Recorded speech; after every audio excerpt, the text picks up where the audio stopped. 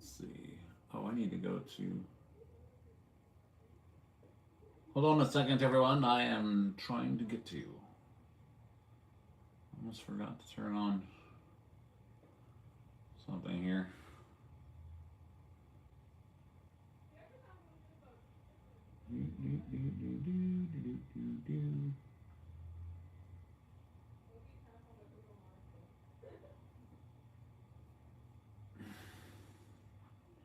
Just a second.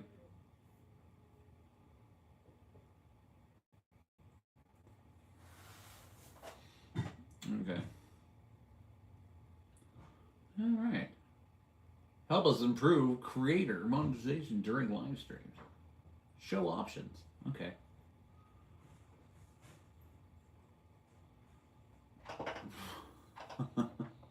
Well, it's asking me questions. We'll get started here shortly. Hold on one second. Hold on. I can see the chat because this thing is in the way.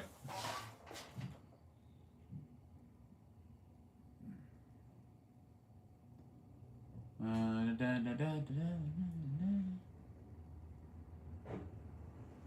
don't know how to answer that. Okay, we noticed you may not be using automated live ads. Okay.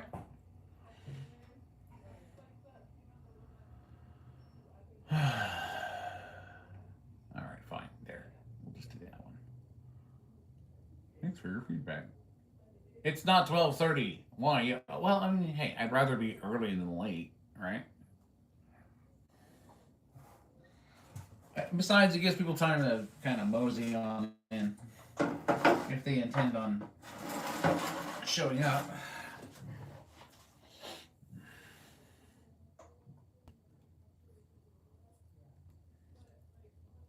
I'm jumping the gun. Call it a military habit. Hurry up and wait. That's what it's about. You know? It's a military habit. Alright, let's put it live. Make sure we're good to go. Oh, hold on. Come here, you little. Gotcha. Alright. Well, finally getting some cold weather around here. Finally starting to get nice and cold. We got a windstorm and a flood watch happening at the same time right now. So that's why I had mentioned before, if the stream gets a little sketchy, you'll know why. I'm gonna drop the camera a little. Trying to get things situated so you guys can see me all right.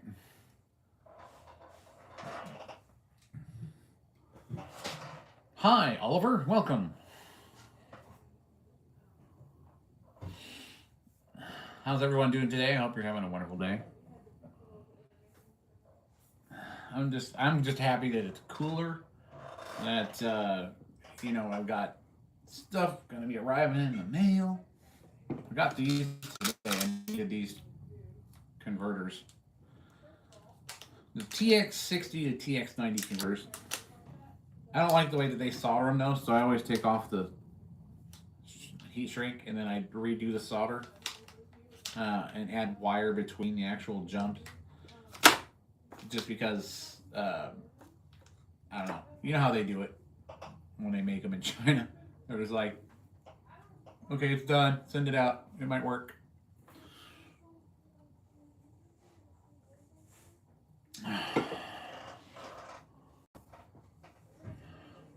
Nathaniel, I have no idea what you're referring to.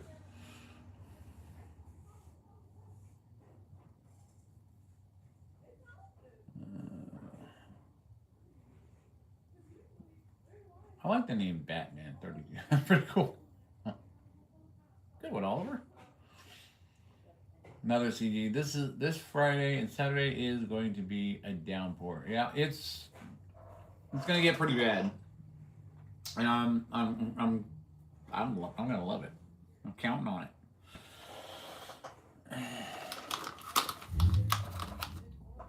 So, yep. Today is all about just kicking back, talking, chatting, getting to know each other, see if you guys like the content on the channel. If you don't, you don't. If you do, great. If not, we get to sit and chat, trolls get to run on in and drop their senseless comments, and then they hobble away, that kind of thing. But I like it when they stay, because it's as long as they're not bothering you guys, because nothing they can say will bother me at all. So, well, I wanted to discuss whatever you guys wanted to discuss. You know me, it's going to be about drones, EDF drones, lighting, all that other good stuff. The big drone, the very big drone. I finally got a system set up to where I can kind of measure those first 2 motors thrust, but you know, I have to get it set up. It's this huge rope chain I got behind me. Hi, how you doing? Hello there, everyone. Hello, Sukana. Hello, Carl. Hello, everyone who is joining the chat. I appreciate you. Welcome to it. You guys are cool. I love when you guys drop in and just say hi. See what's going on with this guy on the screen. You know, not a lot of people. You know, I don't get a lot of live volume unless I'm running the CNC. But other than that, you know. Christopher, hello. How are you? Frezer? We're just gonna call you Prezer. Prez. Hello, how are you? How you doing? Evans! You dye your hair for the camera? What are you talking about?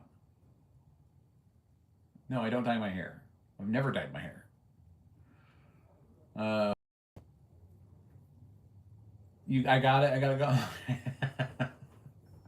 Prezer. All right. Carl, welcome. I hope you heard me say that. Christopher, welcome. I like the emojis. That's pretty cool. Yeah, I do have the lights going on my EDF drone here. So, again, still waiting for the motors to arrive. But other than that, they're only 70 millimeter EDF drone, or EDF motors for a jet. So, nothing too special, but this is a fun thing to fly. The first version was definitely a blast. I can tell you that. The bigger one, the bigger drone, that's a work in progress. We all know that I'm working on that one, and we all know that you know, the people who do follow me know that the Shrike Ultra is something that I have been working on for a while now, and it's one of the biggest 3D printed drones, fully 3D printed drones in the world. King Isaac, how you doing? Welcome to it. Beetlejuice. I can only say that 2 more times. Silent drone. It's pretty good, actually. Yeah, currently it is silent because I haven't installed the motors yet. So yeah, that's definitely a true statement. The trick to this one, though, was, you know, it's not like your standard drone, obviously. It's EDF. Draws a lot more current, so you have to use a different power distribution board, which is what I'm using here. So this is a SpeeDB F405 Mini on the top, and, of course, you got your Radio Master ELRS receiver. But I'm using an APD 500X power distribution board to handle the current of all the motors.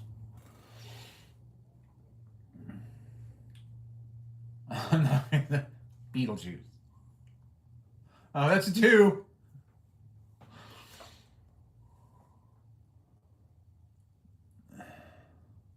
Evan. Let's see what insults he's got for us today. This guy took magic cards and risked the next level. He needs a wizard. Well, I need a wizard wand?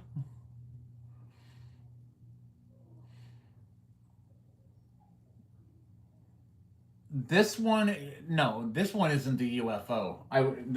If you see I would show you the Shrike Ultra, but I had to bring out the Christmas tree and start airing it out. So that's in the middle of the shop.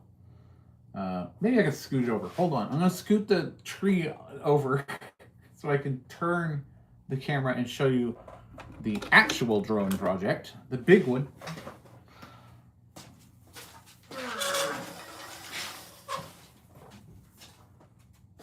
Okay.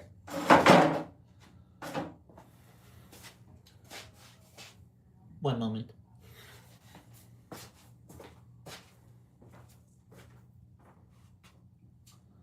You know, I don't even know if I have them. You know, you can use one of the 10,000 millis. Just to power it up for a minute. Not the drone's motor, it's just the lights. So hold on.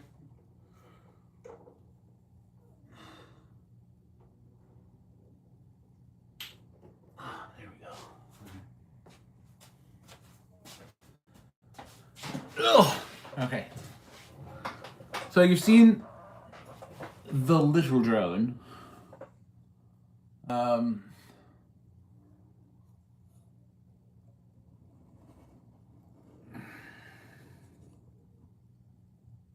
And that's the big drone. Still got that one light that's going to give you a problem.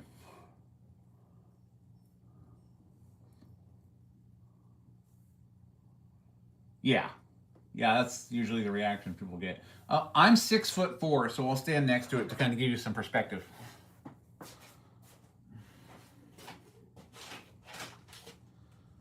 Yeah.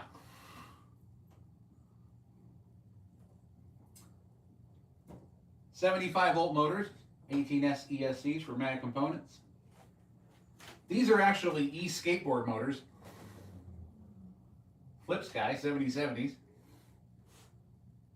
12,000 RPMs. Still waiting for 2 more motors and 2 more ESCs on this. This is a much bigger project. I don't want to rush it, you know. And I need one more 10,000 milliamp Z battery, which is what I'm using for the power supply. So you got 3, obviously, in series to get your 18 cells. And they're big batteries. So you got your battery tray down here, flight deck up there. We're going to use a Maytech flight controller. It's going to be epic. It's going to have a cool lighting sequence, something I can change the sequence on the TX16S transmitter I have from Radio Master. And yeah, a little bit more work to do, fan balancing, things like that.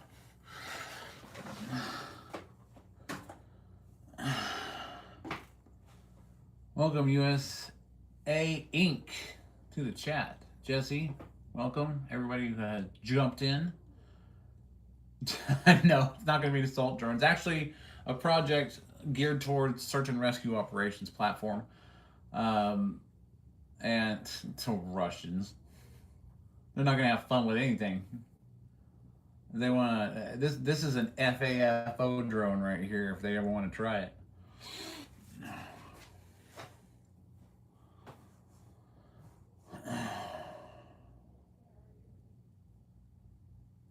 It is meant for.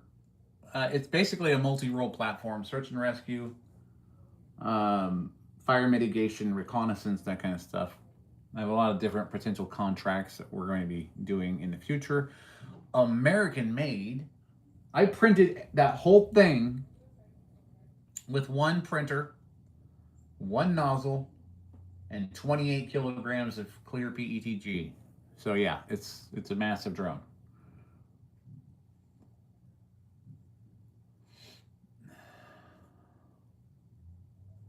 Yes, I made this. I designed it in Fusion 360 and printed out each part.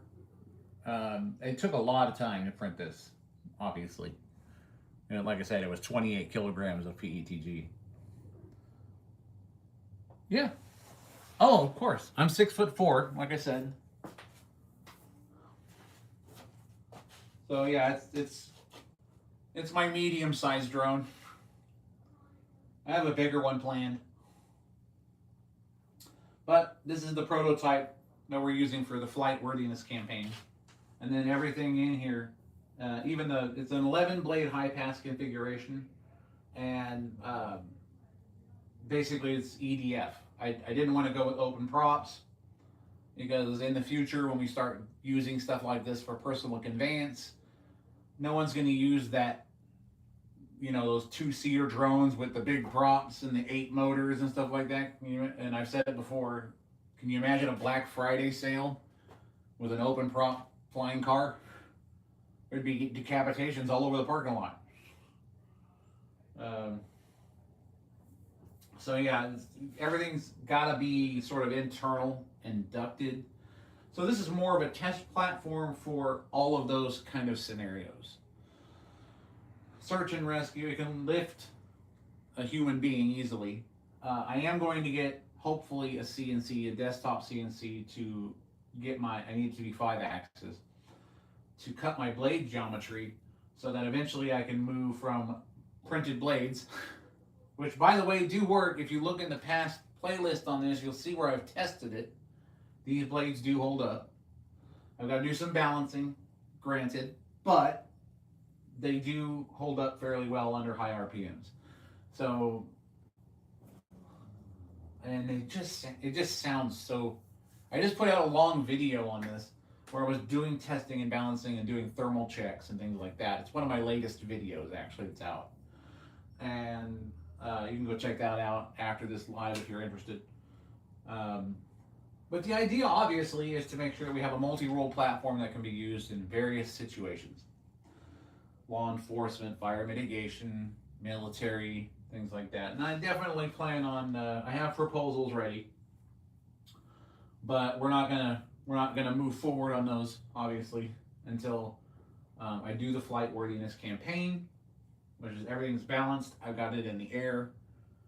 It is registered with the FAA already, so I've got that covered. I know what my flight ceiling is, so on and so forth.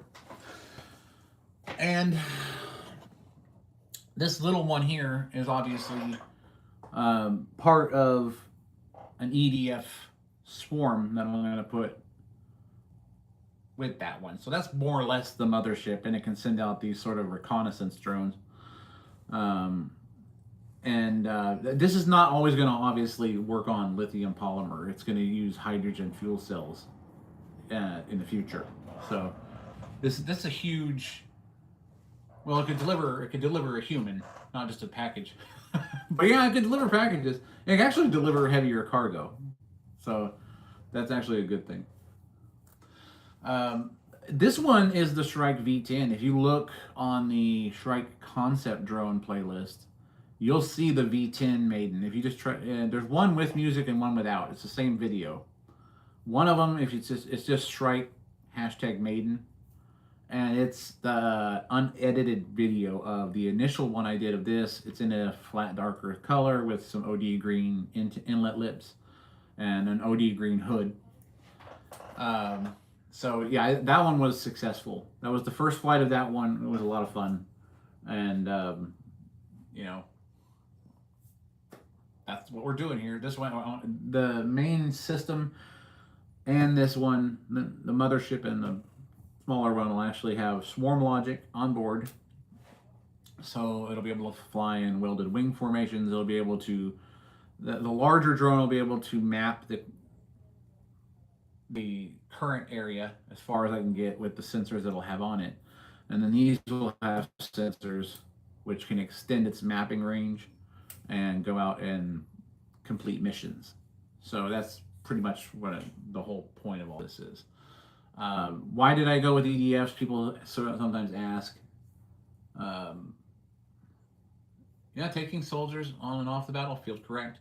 Not to mention, in the sand, you can do some serious pop-up strikes with this against enemy targets. They wouldn't even know it was sitting there in an outcropping of rocks or something like that. And by the time it spun up and was on target, it would be too late for the enemy. I'm here in defense of the nation. That's what I'm doing this for, as well as helping other people. So, well, those are just scenarios, obviously, but I want to offer this design to the military, and I know everyone's going to think, oh yeah, you know, they've probably got better stuff already. But when you have something that like this that can run on 75 to 100 volts, that's it.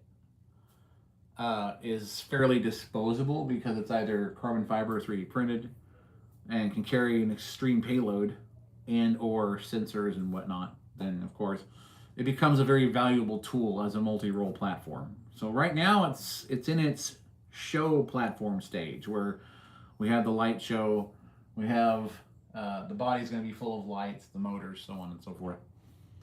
So um, the idea is to make a drone that the agencies that are in charge of the things that you're thinking of make the decisions on how it's used.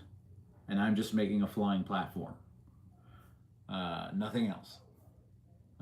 Basically, I can do, LiDAR sensors and ground cameras and things like that for doing reconnaissance kind of demonstrations and things like that, the swarm logic demonstrations. We are going to have smaller, super tiny drones that also come out of the mothership over there, and they can create a network bridge. One of the things I encountered in the military when we were dealing with mountain ranges in Afghanistan was SATCOM, line of sight communication, things like that. SATCOM wasn't always reliable, and line of sight was, except for the terrain. But if you can have a drone that can send out RF signal bridges, which would be a bunch of small drones, it would almost be like having a mobile line of sight antenna. Keep your troops safe on the ground and keep them in communication always. Not to mention they can be used for several other applications. The Roblox guy. Hi, how you doing? Welcome to the chat. Chari, welcome to the chat if I didn't see you. Are you also going to be in the next BattleBot season? Well, that'd be fun, I think. I maybe, I don't know. I'll have to check into that. Hold on. Cold weather's bringing in the flies. I have to kill them. I'm in my shop. Get off my monitor.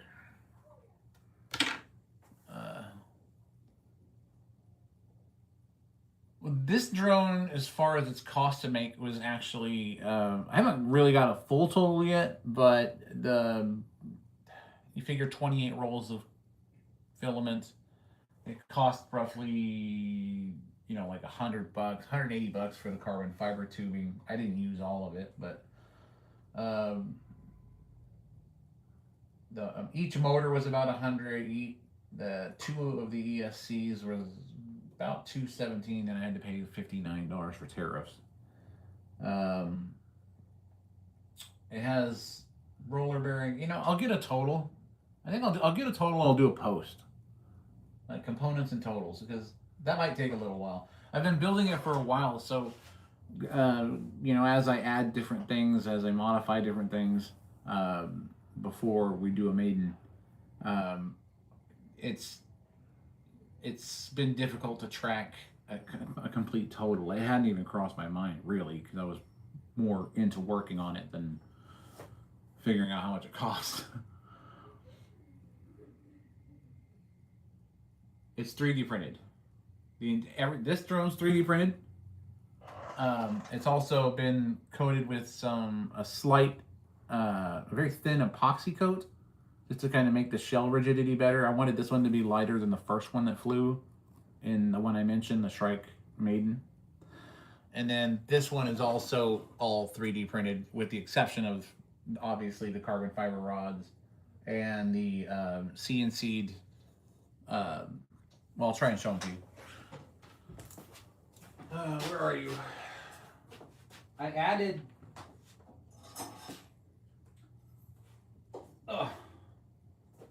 For cooling the outrunners, I added these fins right here, which I CNC'd out on I have an MP CNC over there that I built. I 3D printed the CNC machine. You guys know about it, right? The MP CNC. Anyway, I made these on that to cool the top. Basically, it's on the top of the outrunner, so the outrunner stays cool. And then I put the cooling grid at the top of the ESC.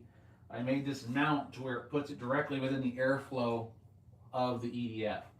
So even if I'm pushing this thing really hard, this doesn't go above like 87 degrees, which is good. And the motor, even at heat soaking, didn't make it above 104 degrees.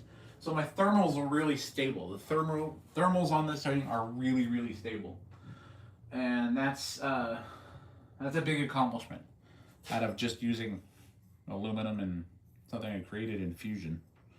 Eventually, what I want to do is I want to really thermally cool this. So I was thinking Peltier circuit technology, and then another. Basically, you put the Peltier cold side down, you put the hot side up, you put another cooling fan on the top of that so the fan can cool that off. Apply the 12 volts to the ring, and then you can super chill this down, which means that even if the engine's almost at peak currents running higher temperatures, this will mitigate that because it'll be a refrigerated cooling fin. So that was the idea behind that.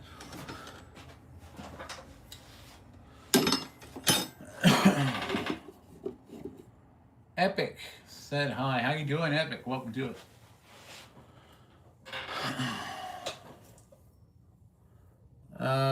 Thank you. I appreciate that about the hair and beard. It's just a local barber in a small town where I live, and I think Evan gave up because he came in trolling.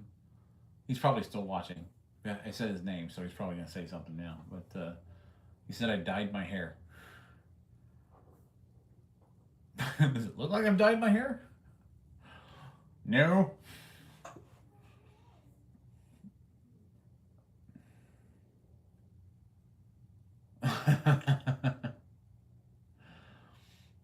Bird's nest. Yeah. Yeah, I've heard the comments. What confuses me a lot is when people they ask me if I'm Muslim because I have a beard. When did the beard become a Muslim thing? You don't walk up to a Hell's Angel sitting on his bike and say, "Hey, are you a Muslim?" Yeah, you wouldn't live very long.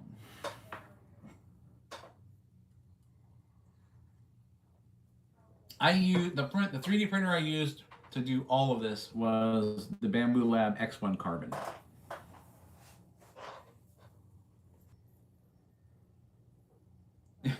Mine's getting there. Pure white, yeah. Mine's getting there. I still have some pigment left, but the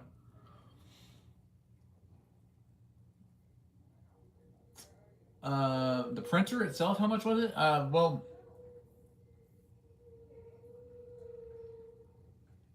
the wind's getting bad out there. The printer itself actually is about I think it was 14 or 1500, but I got more of a kit when I got it. So I got the AMS, so I could have 4 rolls of filament, and it would switch when I wanted it to. I didn't really get it to switch colors. I got it because I was printing so much of one particular color, PETG, that I wanted it to automatically switch when I ran out. So I think it was around 2300, and that was because we got extra hot ends, extra thermistors, extra fans, pretty much everything I needed to keep going for a long time. But much to my surprise, I went through all of that filament, the whole 28 kilograms for this thing, and this, by the way, and it only took one hardened nozzle and one extruder. Didn't have to change it once. I changed it one time right at the beginning when I first started printing it because I wanted to start with a new nozzle and see how long it would last, and it's still going. That same nozzle is still going. And it's already printed all of this. So the Bamboo Lab X1 Carbon is probably, I know they've come out with the H2D and the H1S or whatever, but would I get it if I could? Yeah, probably, but I think I'd probably invest in a desktop CNC first. I like the Penta Machine Pocket NC because it does have the volume that I need for my blade geometry and hub and drive shafts, things like that. Because I really want to alloy that blade system out of 7075. So.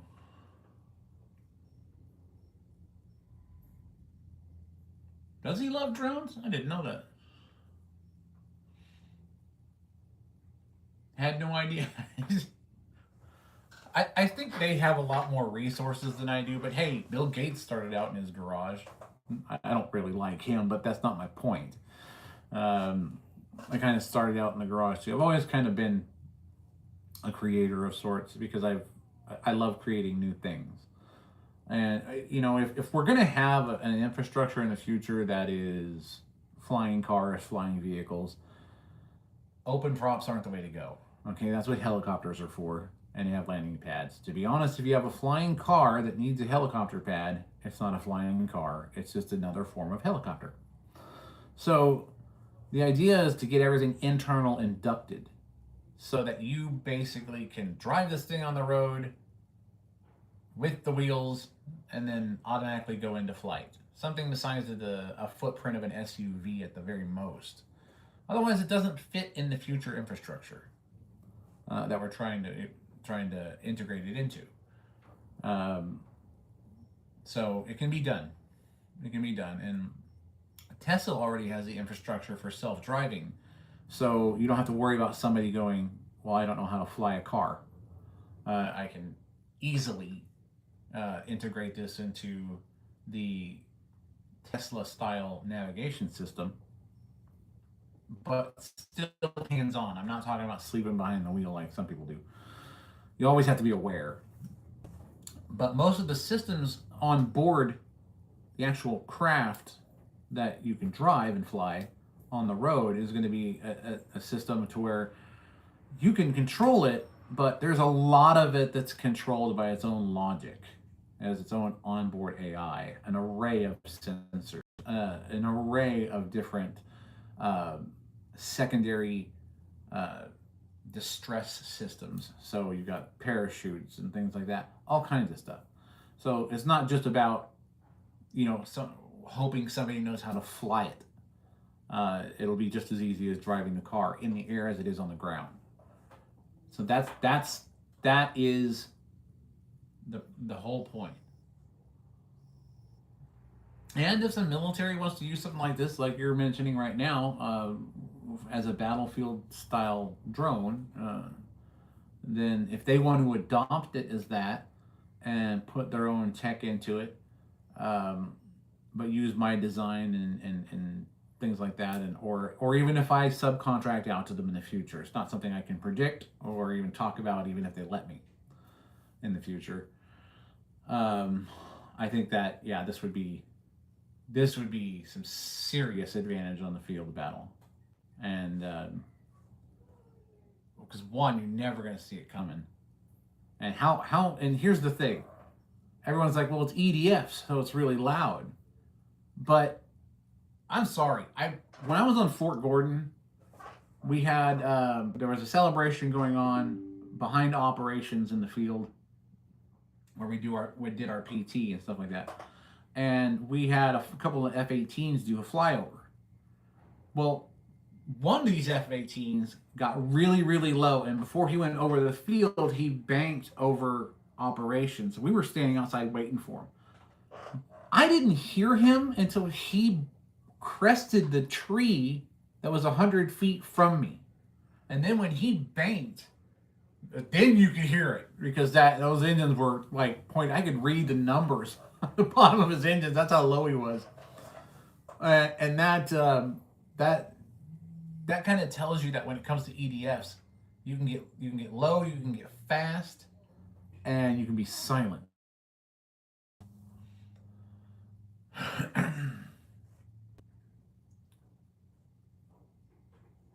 Can you get money for drones that don't work anymore? It really depends on well, what market you're selling to. I mean, if you're selling to somebody who is interested in the technology, or if you've got busted flight controllers, or you've got incomplete drones, stuff like that, yeah, you could part them out and sell them. Realistically, if it's a proprietary drone like something like DJI, it would be hard to do just because, you know, their logic, their ESCs are integrated into their boards, things like that. If you're talking about something that has separate ESCs, power distribution boards, separate flight controllers, something home built like this, or close to it, then yeah, you can part them out and sell them. The ESCs are worth money, the motors are worth money, things like that.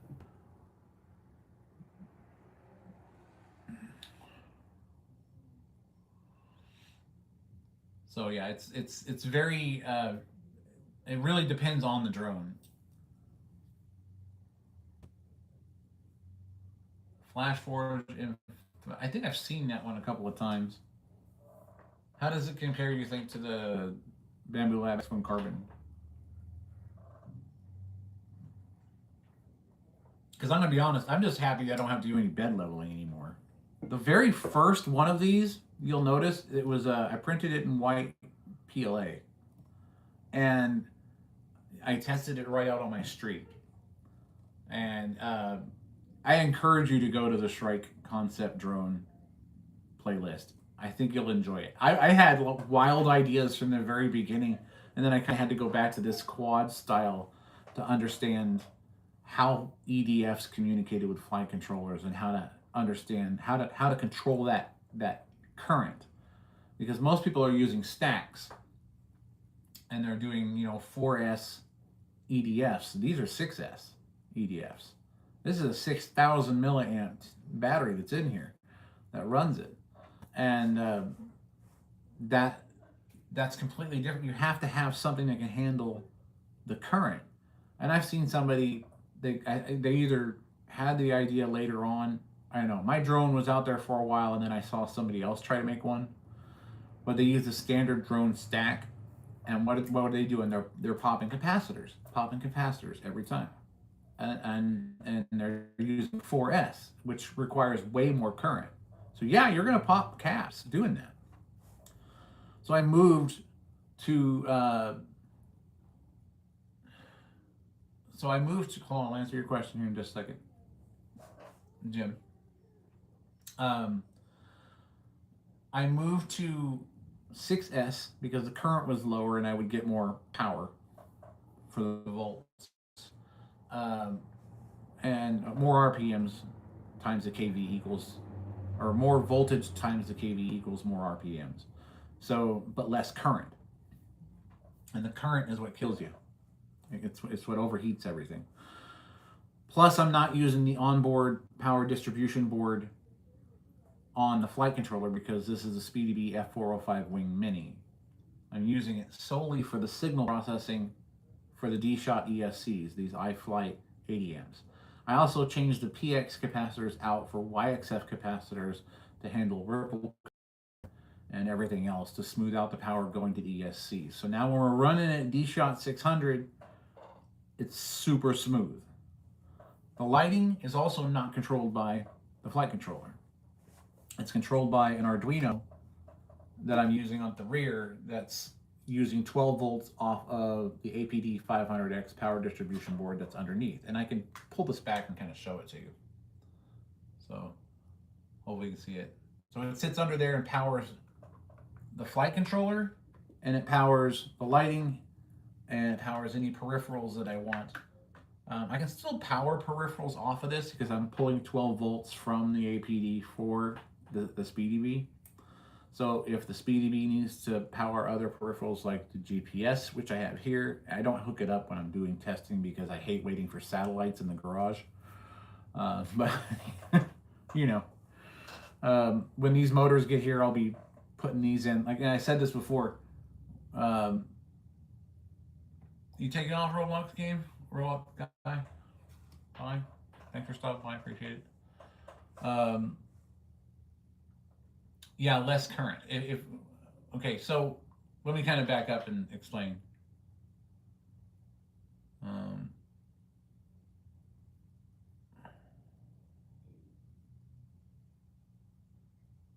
what do I do to address that flies on one side and after you change the wings? You're gonna have to pull that one apart for me. I don't understand what you're asking. Forgive me. 6S, yeah, like I was saying, King. 6S is less current, more volts. The thing is, when you go to 4S, you're pushing less voltage, so it requires more current for the RPMs. It's sort of a trade-off. But if you go to a higher cell count, like a 6S, then you're getting more RPMs for the voltage plus the torque that goes along with it. And it takes less amperage, less current to push it. So you're pushing less amps is what you're doing, because it's an 80 amp ESC, and the motor may not require 80 amps. It may require 60, but because it's a 21 kV, but it's 6S. So you're looking at basically you raise the voltage, lower the amps, you get better results and more torque.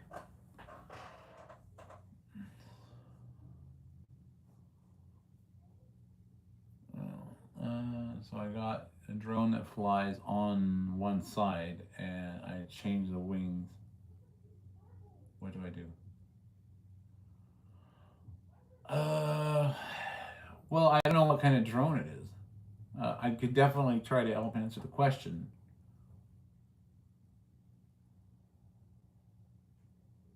What do you mean it flies on one side? You only have one. Is this a fixed wing drone that we're talking about that has like a VTOL? I imagine you're talking about a VTOL fixed wing.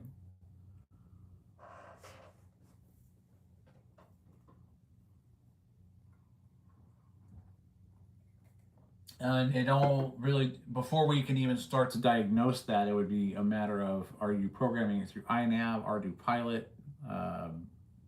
What are you programming it with? What is it flashed with? I love it. I'm back down to 10 current use.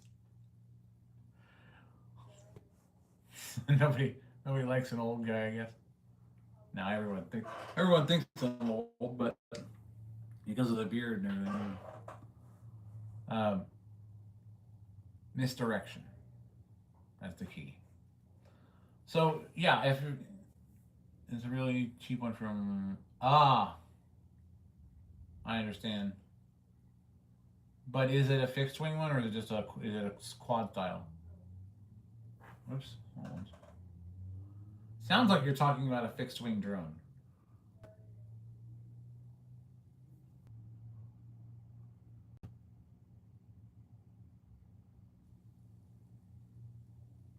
Sorry, we had a little bit of a glitch there.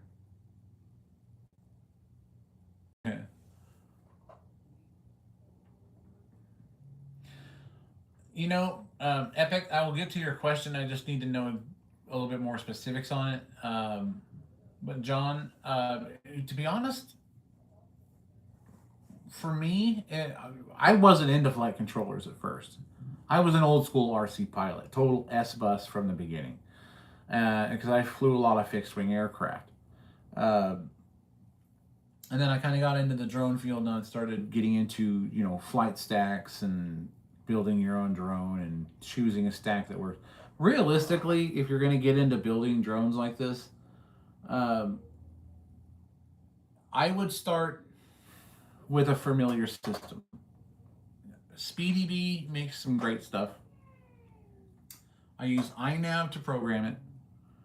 So you want to flash the flight controller with whatever programmer that you're going to be using to run it. So if you're using iNav, you have to flash it with iNav, and then you can program it. I would start out with something small, like if you're just doing a drone and not doing a fixed wing, go with just a straight SpeedyBee F405, either a V3 stack, whatever the latest version is.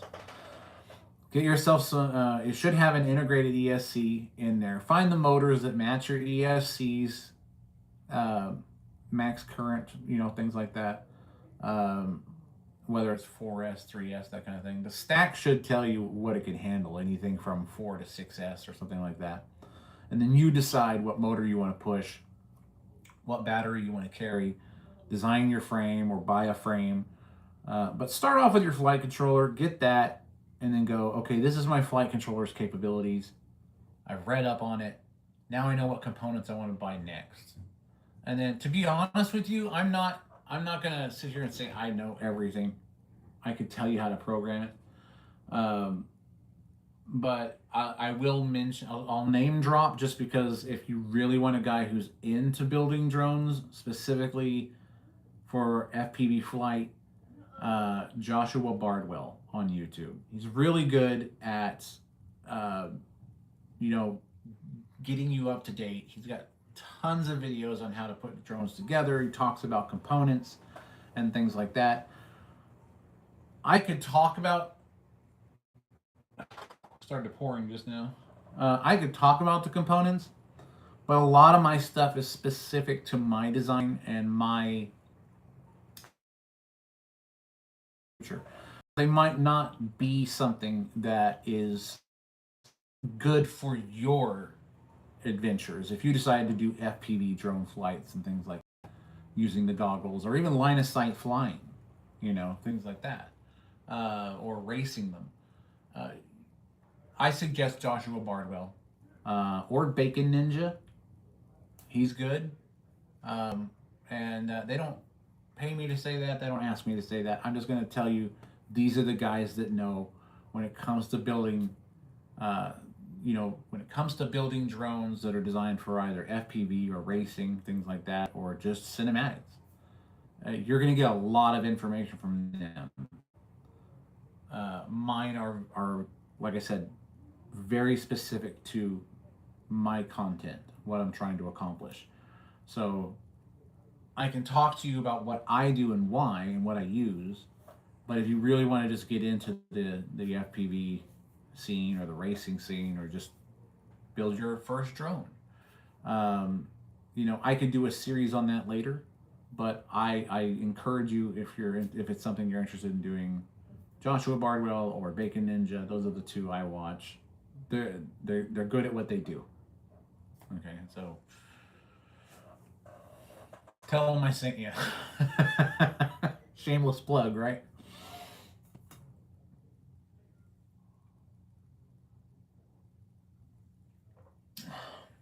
Tell them drone power contents or concepts thing. Maybe they'll send some people over to check out my content. Let's see. I want to view this message. What did you get timed out for? May Europe. I don't. Who timed me and why? I couldn't answer that question, to be honest with you. I don't know who timed you out. I don't know. I don't even see a comment from you. Other than that one just now.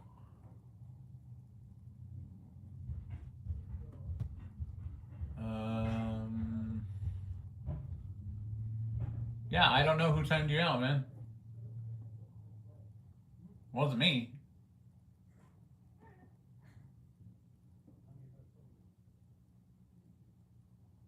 Does it say for how long? Well, I guess you can't tell me. Well, you can type it out and say it, and I can read it. But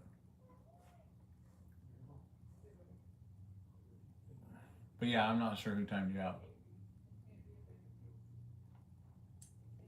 Wasn't me, I promise.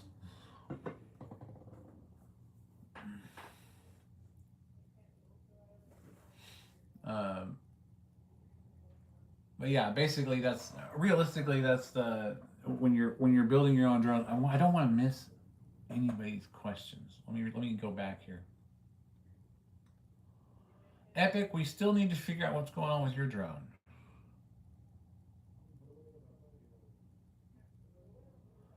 If it's one you bought that was pre-made, like pre-assembled, ready to go, and it's from where you said you got it from, that's part of the problem right there. Right? You gotta be careful where you get it. I would check the side that isn't working to see if there's any loose wires on the motor connections. I don't know how easy it is to take it apart. I would check to see, because you're gonna have 3 main wires coming from each motor. That's gonna go from the motor to the flight controller, and if any one of those are loose or disconnected, you might have to break out a soldering gun and fix that. Not too much heat though, because then you'll heat up the entire board, and then other solder points could come apart. Honestly, without knowing what type of drone it is, um, there's not a lot I can tell you other than if one side isn't working, it's either going to be something wrong with the flight controller. If it's something you can program, which I doubt from what you're telling me where it came from, then it's more than likely going to be a mechanical issue.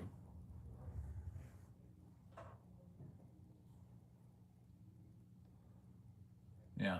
So yeah, if I were you and it's got a case on it, you can unscrew. I would just very carefully take off the bottom or the top or whatever's easiest, and just kind of check those wire connections, see if something's crossed, see if a wire came loose. That may be what the problem is. If everything looks connected and it's still malfunctioning, it means that there's a problem with their flight controller that they put in it or the ESC that powers the drone. You could possibly rebuild it. It also might be something that has to do with initial calibration. So I would check the manual. Hold on. If it came with one, or look it up online if it didn't, and see if there is an initial calibration you have to do, because that sometimes can cause the problems. Most drones want you to calibrate it by setting it flat in its calibration mode, and then turning it upside down, and then on its side, and on the back, and on the nose, and that calibrates the gyro stabilizer so that it can fly. That could be part of your problem. So realistically, that could be the problem. But wow, it is really raining. But yeah, from where you're saying it's from, I would search those avenues for it before you take anything apart. Check the manual for a calibration sequence and see what it tells you. If it still doesn't work after that, then that's when I'd pop it open. Because I sincerely doubt there's a return policy from them. And I would see if there's any loose wires. If there isn't, it's got to be the flight controller, and you just got a bad flight controller or a power distribution board. Yeah, you can buy new parts and remake it for sure. That would actually be a cool experiment. If it's a proprietary flight controller, you can even also, when you open it up, depending on who the manufacturer is, you could look on the flight controller and there may be a QR code you can scan or the name of the board, and you can look up all the information on it and go that route if you plan on rebuilding it, because then that'll give you your amps, your current. It'll tell you, what the cells are on the battery, what it can handle. Then you can go from there.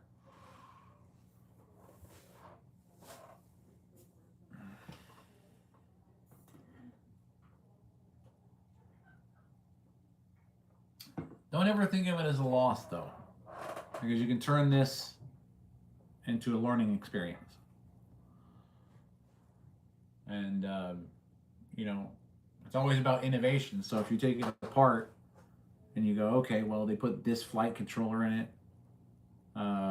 It can handle this many volts, this much amps, on the current. And you can just buy that stuff off of Amazon. Chances are there'll be smaller motors that are less expensive, and then you can just make your own thing, man. 3D print. I don't know if you got a 3D printer, but you could 3D print your own body and just sort of customize it yourself, and then hey, look what I did to a drone from this particular company. That'd be cool. I'd watch that. I definitely would watch that. Yeah. Wife walks in and goes, "Do you want pizza rolls?" Like, I wouldn't want a pizza roll. Yeah. Bring me pizza rolls.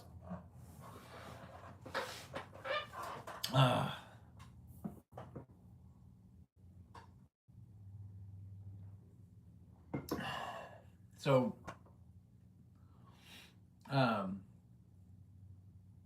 back to what I was saying before, which now I can't remember. Yeah. Get off my thermal camera.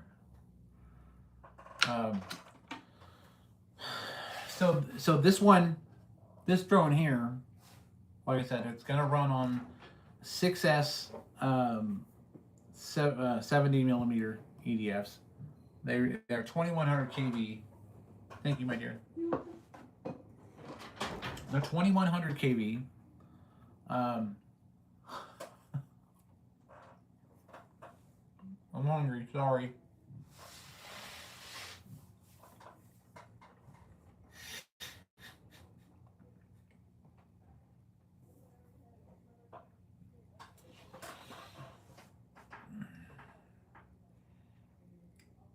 Yeah, that would be cool. I agree. That'd be really cool to see. Keep me in the loop on it. I want to see if you have pictures and stuff like that, or if you ever look at something, you need some help with it. Sometimes a second pair of eyes is all you need. Send a picture to my email, which is on my channel page, or you can contact me through Instagram or even Facebook. I'm on there too. All of my links are in the bio. And you know, if you need help, we'll get a second pair of eyes on it and have a look. Be happy to help. Yeah, I'm sure you could buy better parts for it. You got to remember, these things are put together primarily with one thing in mind, and that's how cheap can they make it, how fast can they sell it. Chances are it's low voltage, low amps, so finding those motors shouldn't be difficult. I mean, you can find this stuff all the time on Amazon.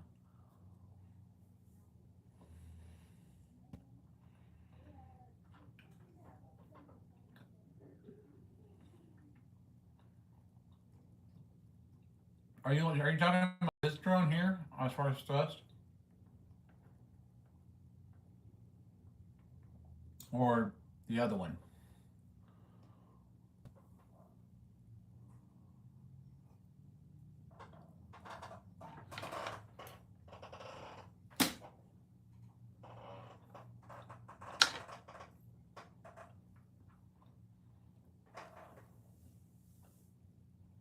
Because this one will do about 20 to 25 pounds of thrust. It's got an all-up weight of about 5.5 pounds, so a decent thrust to weight ratio. Again, this is going to be 70 millimeter 6S 2100 kV EDFs. I do plan on doing a 90 millimeter version of this, but right now I'm redoing the 70 because on this one I've done it before. And like I said, if you check out the Strike Concept drone playlist and look for the Strike #Maiden, that's the uncut video of the first one of these flying, and you'll see what I'm talking about. There's also older ones. Like I said, I did one before I got the Bamboo Lab printer. I did one on the Ender 3, and that was the white one, and that one didn't even have D-Shot ESCs. It was standard analog ESCs, and it worked pretty good. It was pretty fast.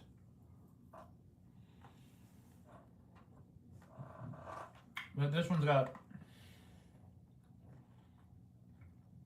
close to 3.5 to 1 on the thrust ratio.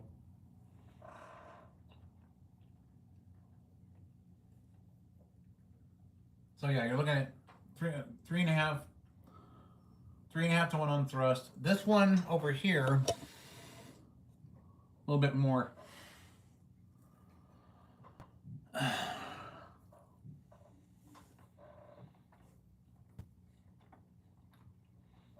It's about 472 pounds of thrust on that one.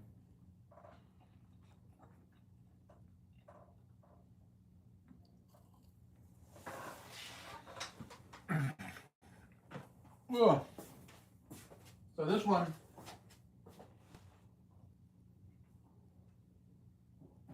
75 volt motors, 18 SESCs, running my 10,000 milliamp pack, 11 blade high pass configuration. Take this light on so you can actually see it a little bit.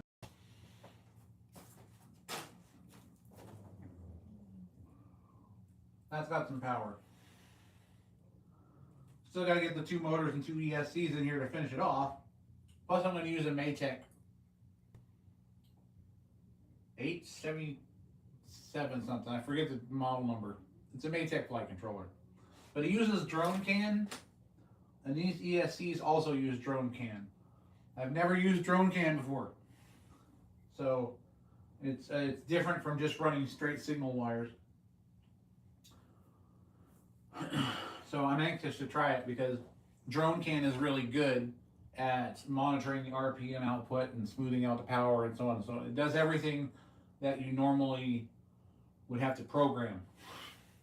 And it does it for you. So that works. It knows how the motor's acting, how many poles it has, that kind of thing. So yeah, that's what these are for. And then these are the 120 amp AMPX Mad Components ESCs. 18S, 5 to 18S. So anything from 5 all the way up to 18S, I could use these ESCs for. So even if this project's done later on and I take the motors off, I still got all the hardware. But I imagine this will hang somewhere after it's made in, when I start doing version 2, and then sort of be the prototype that started it all, you know. So that's the whole idea, and the whole thing will be lit up. I just don't have everything plugged up yet because I need another buck converter to power the other lights, because it holds 1,440 LEDs. So that's what this version's for. The light show.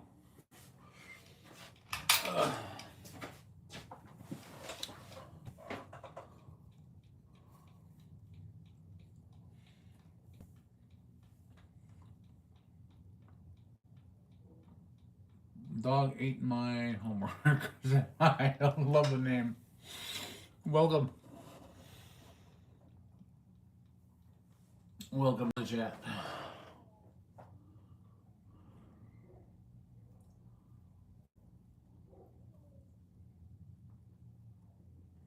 Storm's getting bad out there.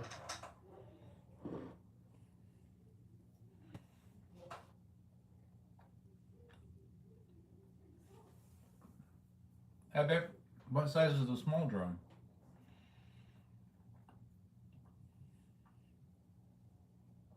Oh, you're talking about the same one, I assume.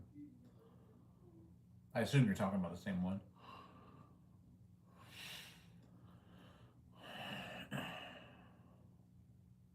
Yeah, rebuild it, man. If it ain't working, you might as well rebuild it. Have some fun with it.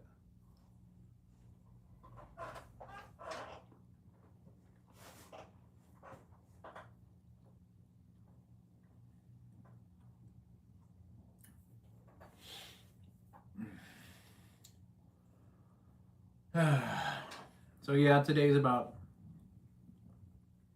chat is basically about getting to know new subscribers, and you know, a lot of people have the faceless kind of YouTube channel where they do this stuff, but they don't really explain what's going on. They don't show the projects. They don't talk about them, and a lot of people don't care about the technicals. But this is an engineering technical channel. I've noticed that a lot of people are into more of the shock and awe and cringe and stuff like that.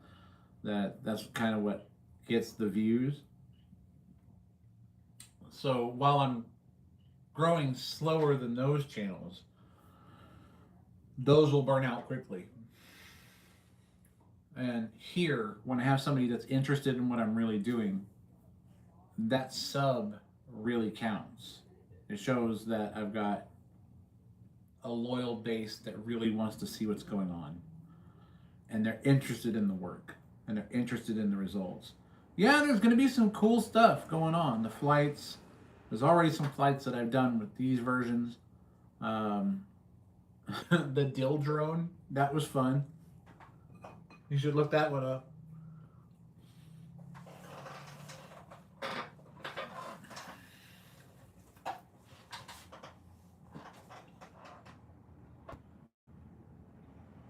And yes, YouTube, I said dill drone.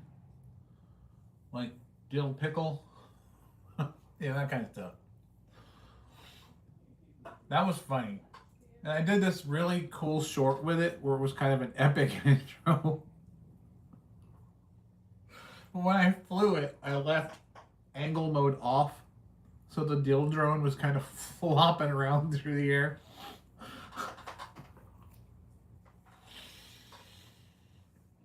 It made me laugh. And if anybody else found it entertaining, then if it brought a smile to at least one person's face, it was worth all the effort.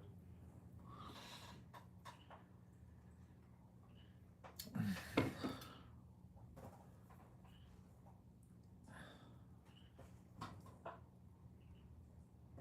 must really be raining, man. There's frogs out there making noise.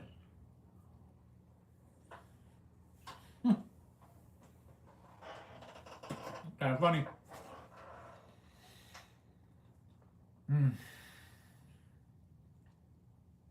Yeah, I really had to kind of concentrate on these projects more because about 9 days ago now, I quit all the smoking that I was doing. Tobacco, cannabis, I quit everything. 8 days ago. 9 days ago now. Cold turkey, just completely quit. And I'm kind of over the hard part now, especially with the nicotine. And I don't recommend anybody start either one of them. You know, I know people say that they use cannabis for pain relief and stuff like that, but let's be real, man. I came from the Army, okay? You know what they gave us for pain? Ibuprofen. Didn't matter what it was. Here's your ibuprofen.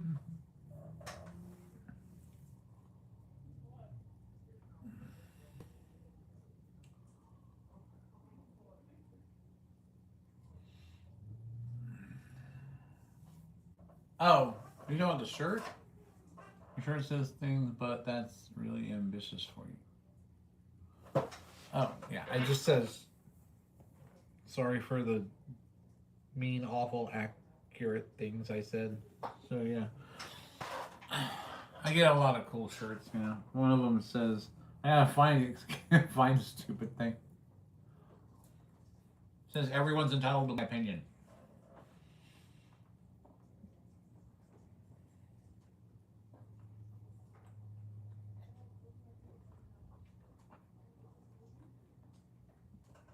Sphinx, what do you mean? You can understand maybe one, but multiple? I don't know what you mean. Because you mentioned the shirt first.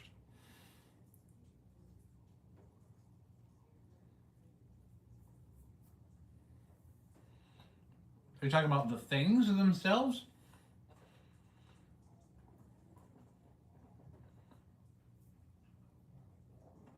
Yeah, it's just a shirt. It's supposed to be funny. I don't typically insult people.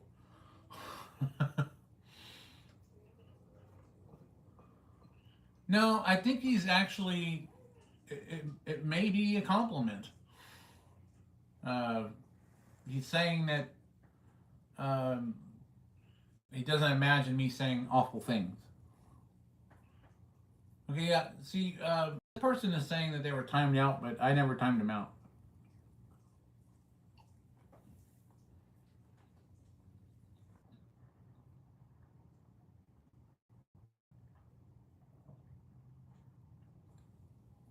Yeah, I knew we were gonna have glitches on the stream just because of that.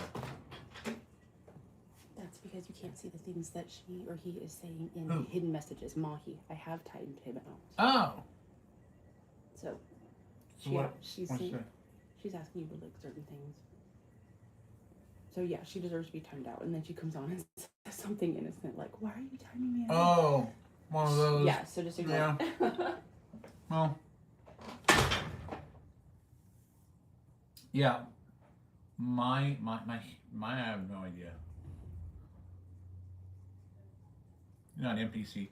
You're getting timed out for things that I'm not saying because they're being blocked by my moderation. So if you're saying things that obviously are going to get you blocked and then you wonder why you're timed out, can't help you.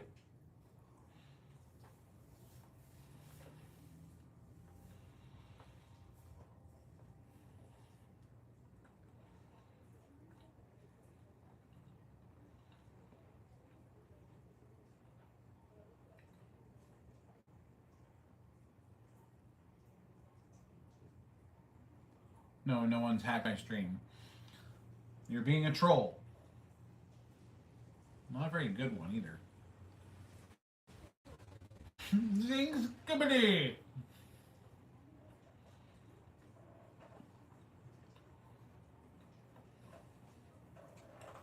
You mean that one?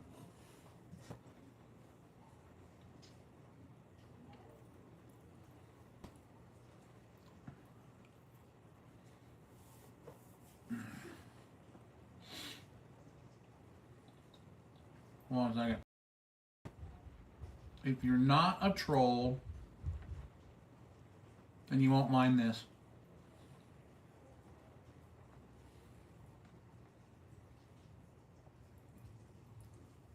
That one's still being built.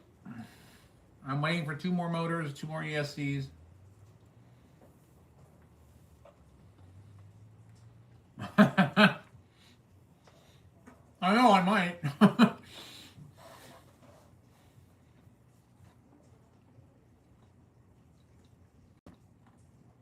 Yeah, it's getting there. I mean, it would work. I think if I extended the platform on the top, I could probably surf it. You know, I think I could do that. That'd be kind of fun. And definitely less dangerous. Not that it wouldn't be dangerous, but less dangerous than the guy that has the one with all the open props that rides around. I feel sorry for the poor guy who comes around the intersection on the sidewalk with that guy flying around. And I'm not even going to talk about the Volanant bike. You know, that one sleek, cool looking bike with the kerosene turbine right between your crotch. Right, like sitting right there. I'm sorry, I couldn't do that.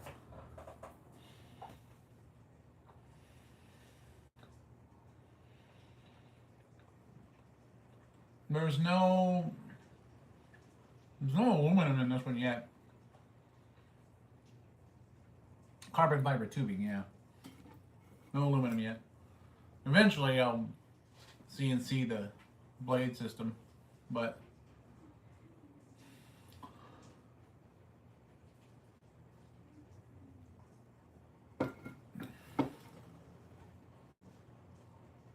guess on payload. This actually has 472 pounds of thrust.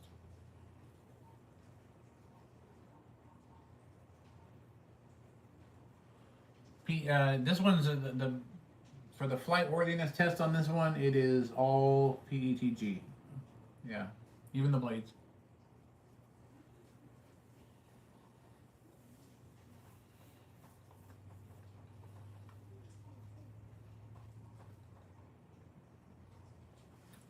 PETG is pretty rigid. If you've seen some of the spin ups before on this, so you know.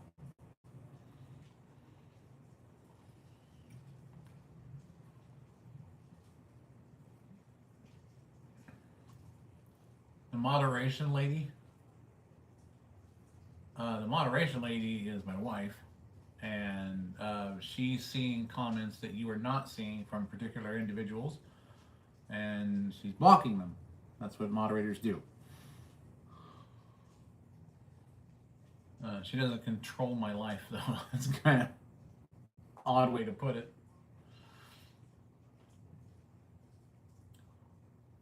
Yeah, that's true, Zing. Yeah, Lego always wins.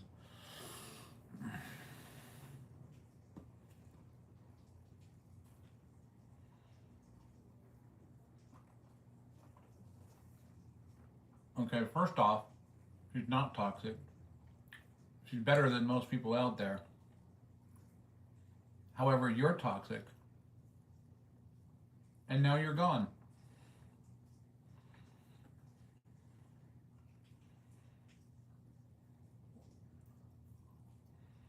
No, that's what he wants. He wants you to ask him to share.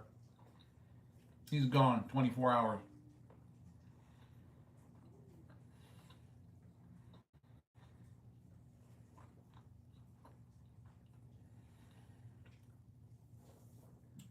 I ain't having people talk about my wife. I'll buy plane tickets, bitch. I promise you.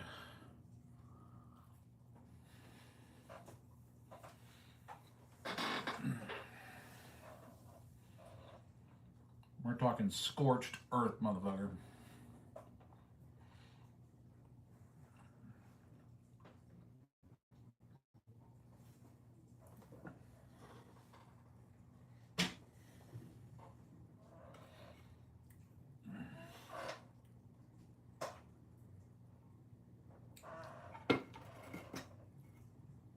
Thank you, Zeke.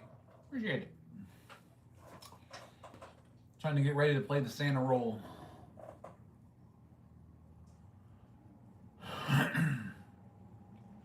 How is it toxic? She's timing people out who are saying things that are inappropriate and offensive. And I don't understand why you find that toxic. You're not going to bait her into an argument. She's not going to fall for it.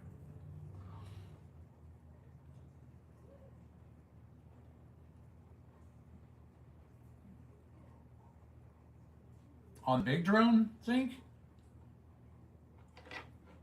No NVIDIA. Yeah, I mean, I have an AI pilot that I'm putting together.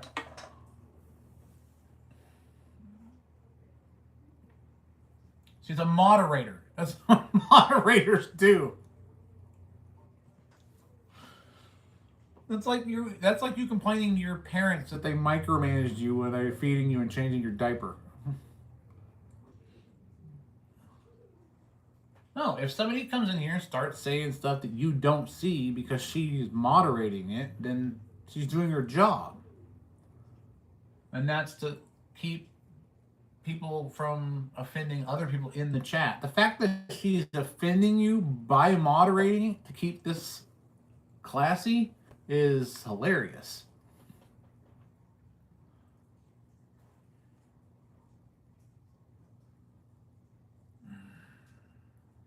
Oh, good Lord. You know what? Go ahead and troll all you want. I mean, it doesn't bother me, and all you're doing is paying me.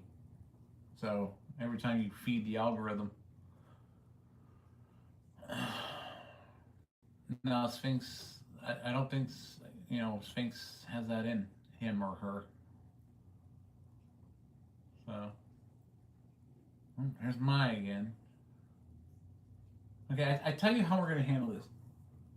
Moderators do moderation. If you're not happy with that, then leave.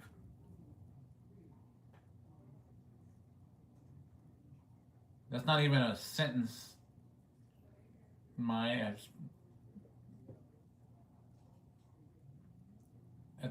That's a statement with a question mark at the end.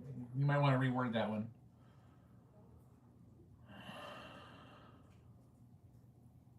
So, oh please, Sphinx, tell me, what is she moderating then?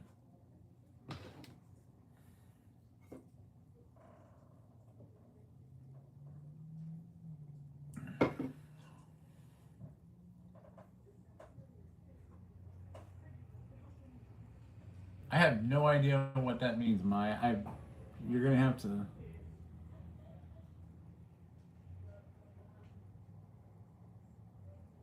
Okay, that made no sense either. So try again, I guess.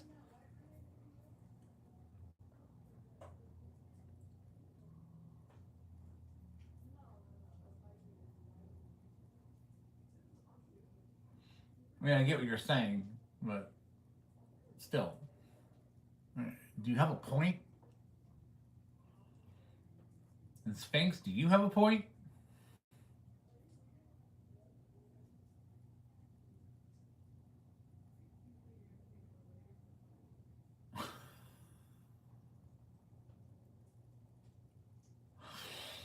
Oh my gosh. Yeah, you're gone.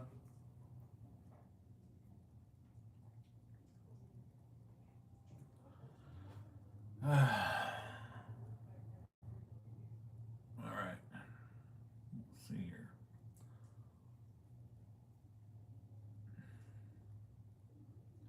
Sphinx, blink twice if you're timed out.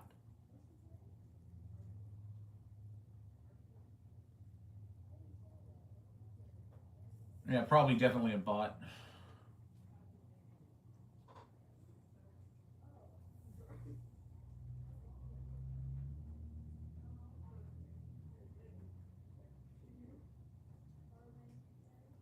Ever tried PPA for your blades? You know what? No, I haven't. I did do nylon 6 once, but it was too brittle. And I don't know what if it was the X1 carbon settings or not. I just couldn't get it to print properly. I assume like their newer printers can do PPA and stuff like that. And there's a lot of like PA6 and things like that I want to do. But honestly, they're more rigid than the PETG, and I need some flexibility, especially with the size of this in the PETG blades.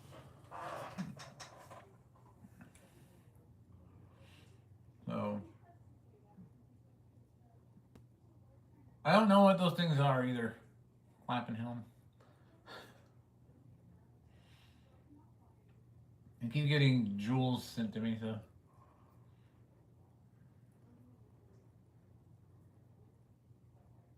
Who doesn't understand their who's exploiting who's being exploited? We got more trolls in here. Bring it. Love it. I love it when they come in here. I love it. I mean, how am I being exploited?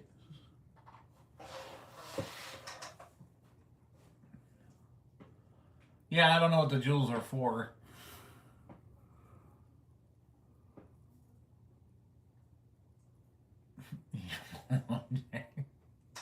Exploited.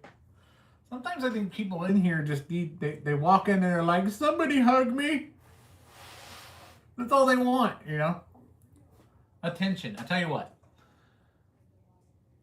I responded to your comment. I hope you feel better.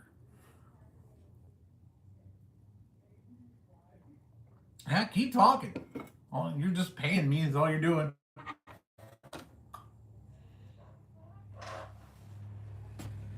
You know, go for it. Talk all you want. Talk all you want. Talk all you want. Bring those insults into the chat. Get more people in here. I thank you.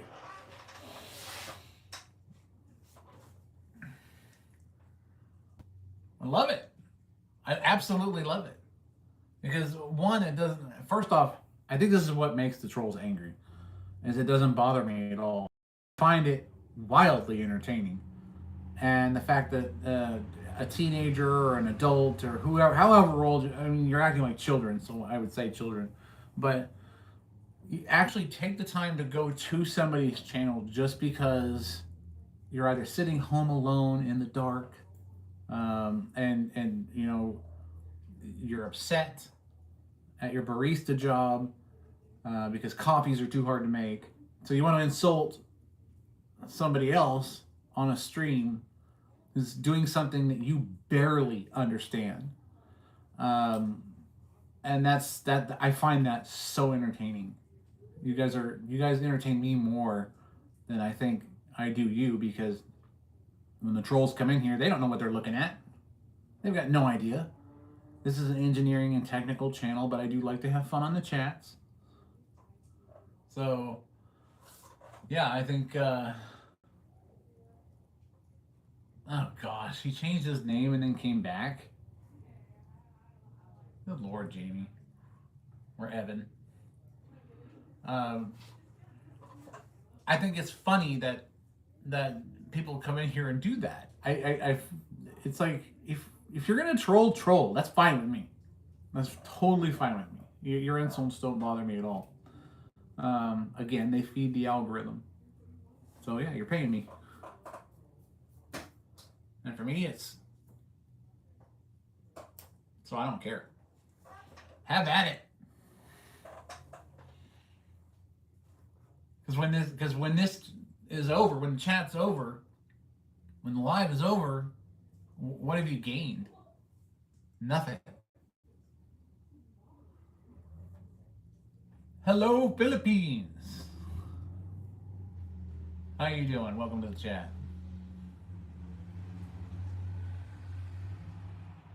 Barbie vlogs. Welcome to it. Welcome to the show.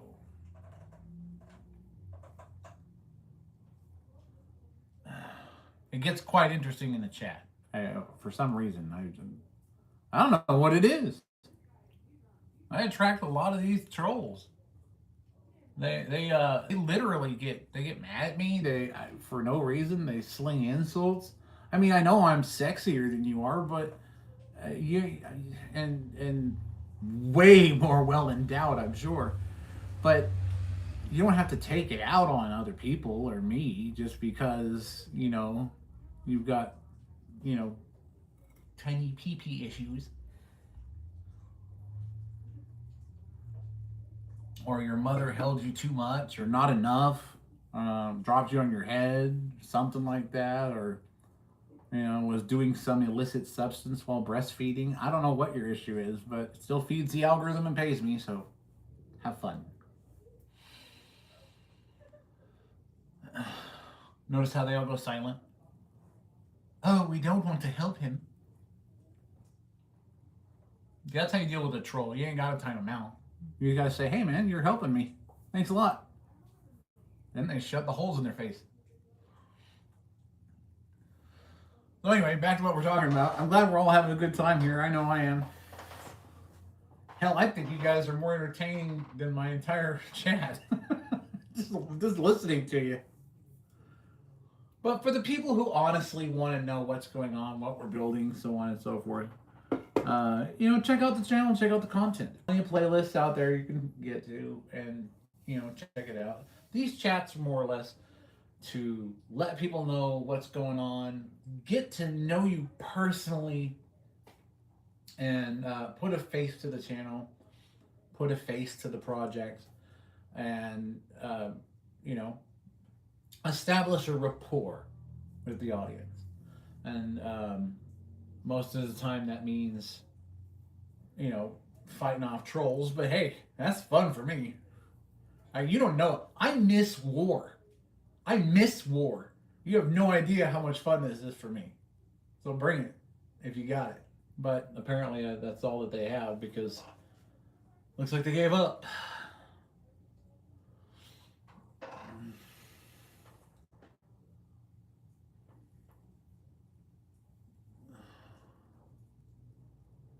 No, I timed out a couple of them, yeah, and not all of them. But that's the fun part.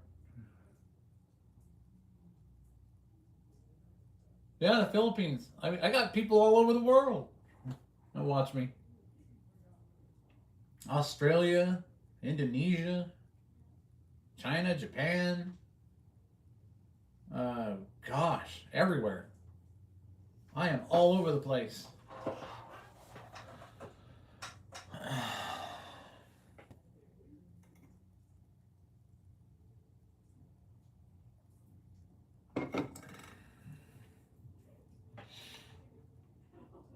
a lot of them get jealous.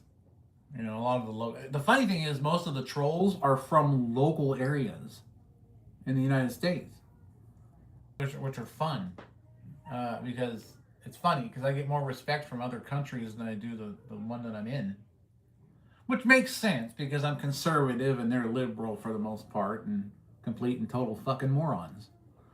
So that's just my opinion.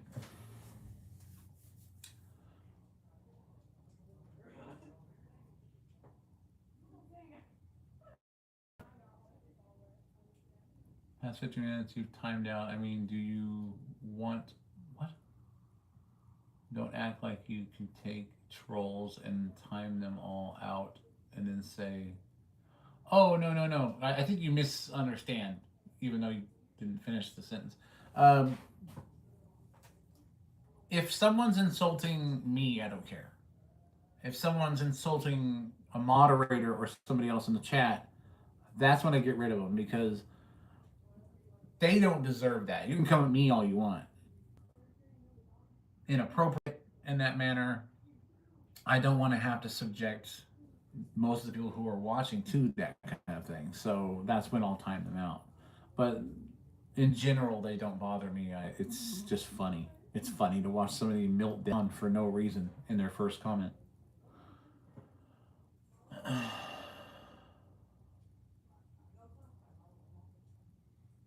You know what? Somebody meant it was either you that mentioned that or somebody else. But yeah, I don't know. I'm guessing BattleBot should be something I should get into. You know, that would be a cool BattleBot, right? I think. I mean, it's a little big for a BattleBot, but they wouldn't be able to reach me.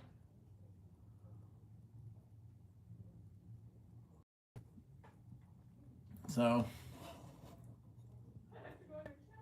that could be some kind of BattleBot, I think.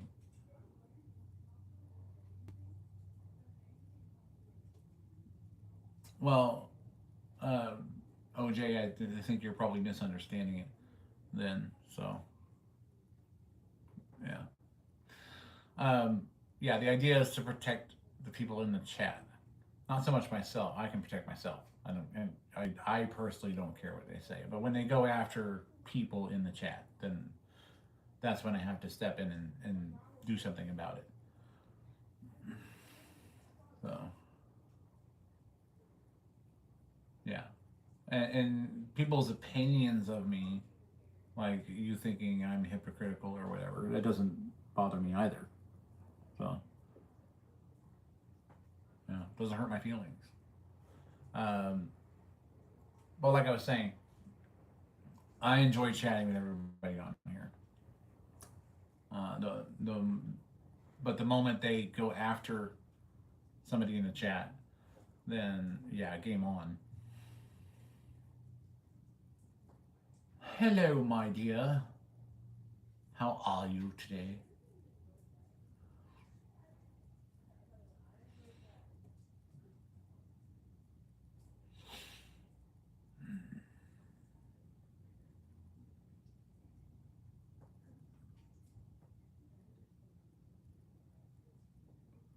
No, I've dealt with people like you from Instagram. You're not. It's not that you're trying to hurt my feelings. You're trying to get a reaction out of me that satisfies you, and you won't get it.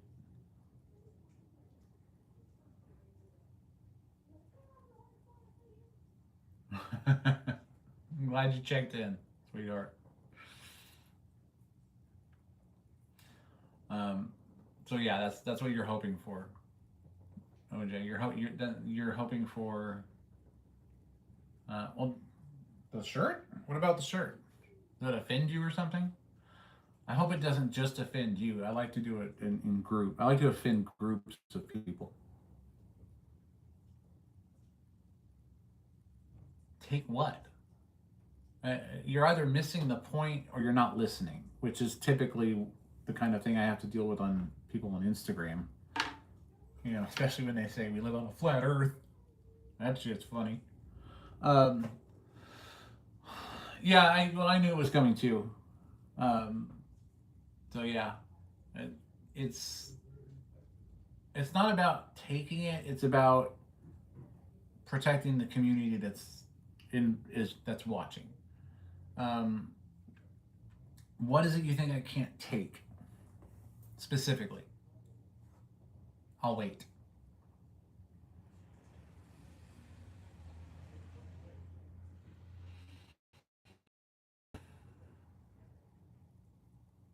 Whose point?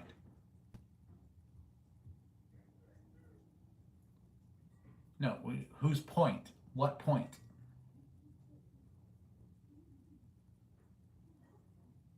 So you're not listening.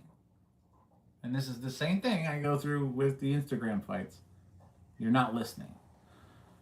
You read the first two lines of a comment and then you go on and spew out an encyclopedia of BS that makes no sense whatsoever. If they're insulting me, I don't care. If they're insulting people in the chat, they're gone. Other than that, when they're in here saying stuff left and right, it just feeds the algorithm, makes me more money.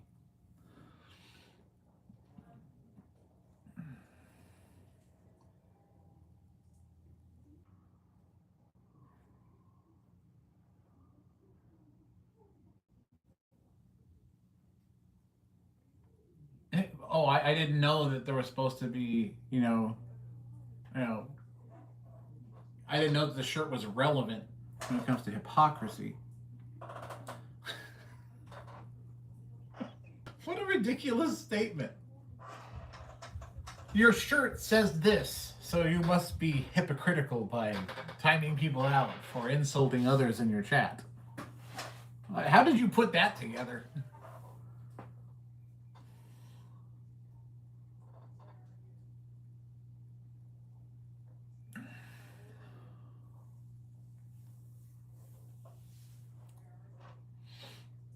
If you can't understand the hypocrisy of that, you don't know what to tell. I don't know what to tell. Oh, I don't know what to tell you, sir.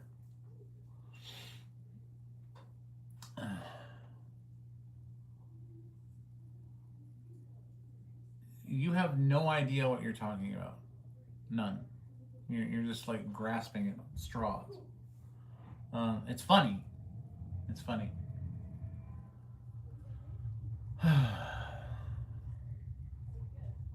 Yeah, and the moderator's correct. You didn't see the comments that were blocked. That's the whole point.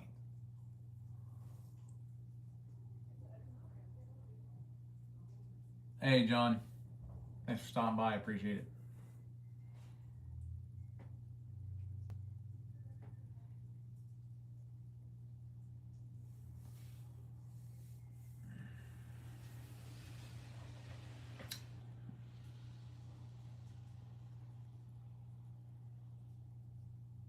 You read it out.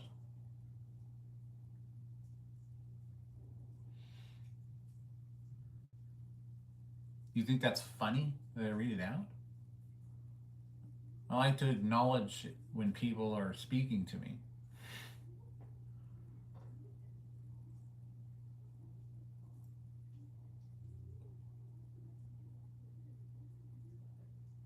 What are you talking about? He's like, he's...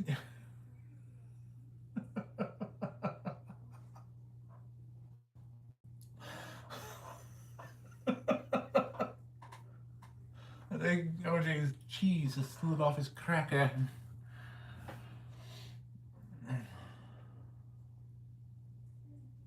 I didn't even see whatever comment you're talking about.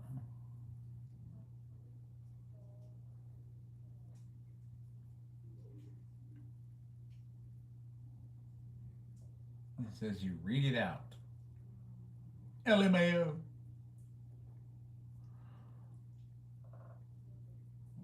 Mildly entertaining tool.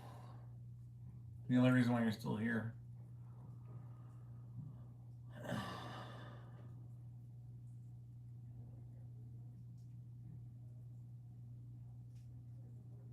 I don't think he is following along. You see, he's complaining that people were timed out. but he didn't get a chance to see the comments that were being timed out. So he's going off of limited information in order to get attention. This is all about attention.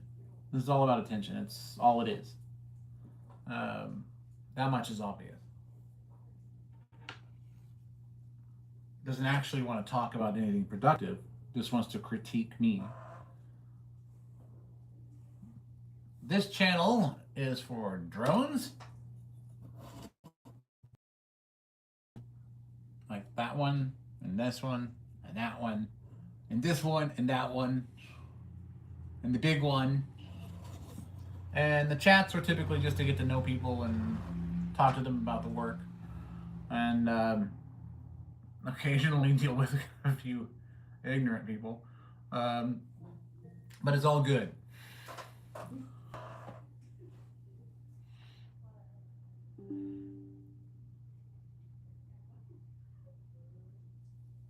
right.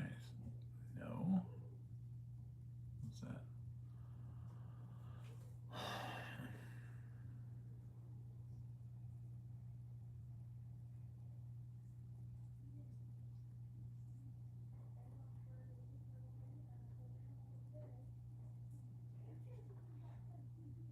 Mavis, thank you. I'm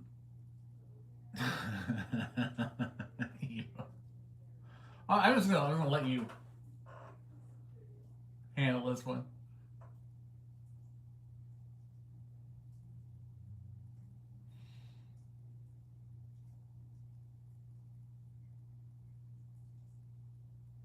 Yeah, you don't need to explain yourself to him.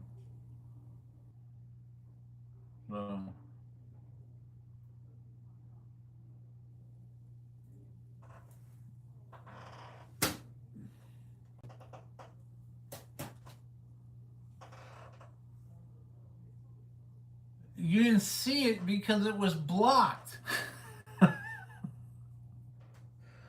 I swear. Do we need crayons to explain this to you? What observation? Please, by all means, explain to me what observation he made that you think I didn't like. You're drawing your own picture here. You're making up your own story. Please tell me what observation somebody made that you think I didn't like. Go ahead.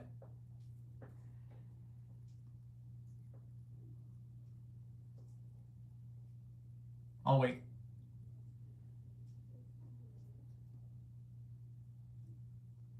Okay, he was blocked after is not an answer. You're not answering the question because you don't actually know what you're talking about. What comment did he make that you think I didn't like that got him blocked?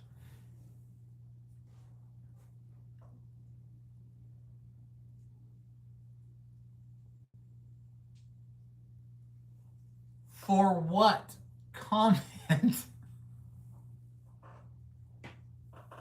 This is exactly like Instagram, I swear. Matthew Flores, hi, welcome to the chat. How you doing?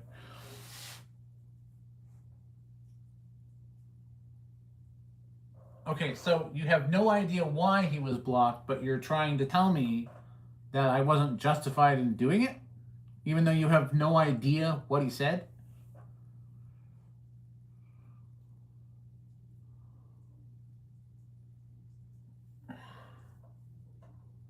Yeah, you say something like that to the moderators, then you're gone. That's all there is to it. Balls in my court. This isn't a debate on whether I'm right or wrong. I'm still trying to get the information from you. You don't even know what you're talking about. Oh, Matthew, right now we're arguing with a troll that's, doing what trolls do. The channel is actually about drones. This 70mm EDF one that I'm building, and this one. Slightly larger drone, but still a drone nonetheless. And that's what we want to talk about. So Thank you, Venture. Yeah, just get rid of Evil. Just get him out of the room because all he wants is attention. Not much is obvious. He fed the algorithm enough, maybe enough money. A PDF.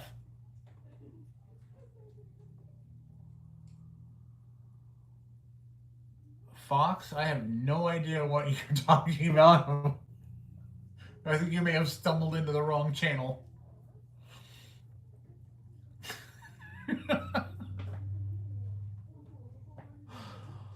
Oh, man. Oh, my goodness. Wow.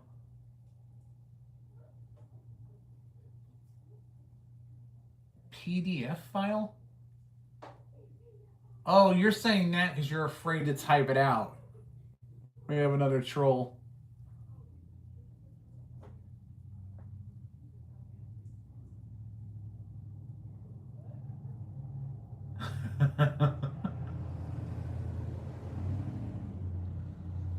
I love it when they come in here saying nonsensical BS that has absolutely nothing to do with anything.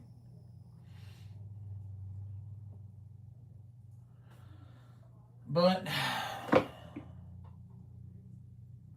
so why did you come in here all angry, Fox? What's bothering you today?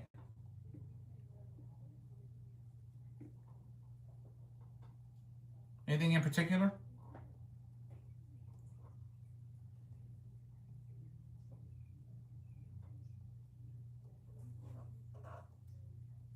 You can type, right?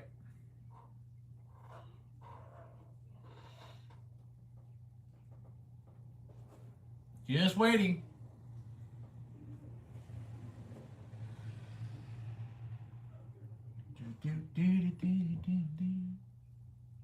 I guess he has nothing else to say except nonsense.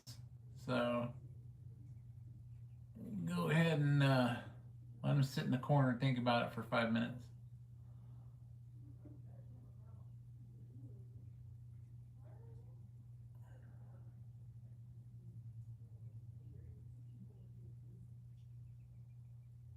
Yeah, that guy is just. You saw the only thing he came in here and said, right? So it's just he was just basically he didn't even have the courage to spell it out. He was afraid he was going to get banned.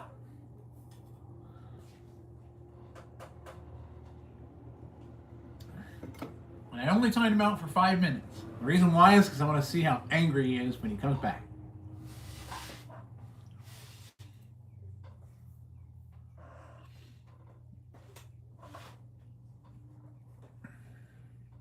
And evil OJ is just, he's gone. Bye-bye.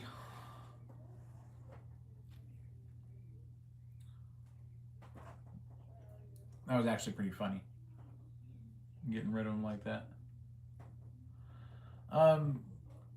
Like I said, if you're here to talk about what we're talking about, which is drones and the channel, or just discussion in general about getting to know each other. So if you subscribe to the channel, you know who I am, what I'm about. That's fine. If you go after other subscribers or other people in the chat and you're insulting them, and you attack one of the moderators, or you say something inappropriate, that then I'm obligated to put you in the corner.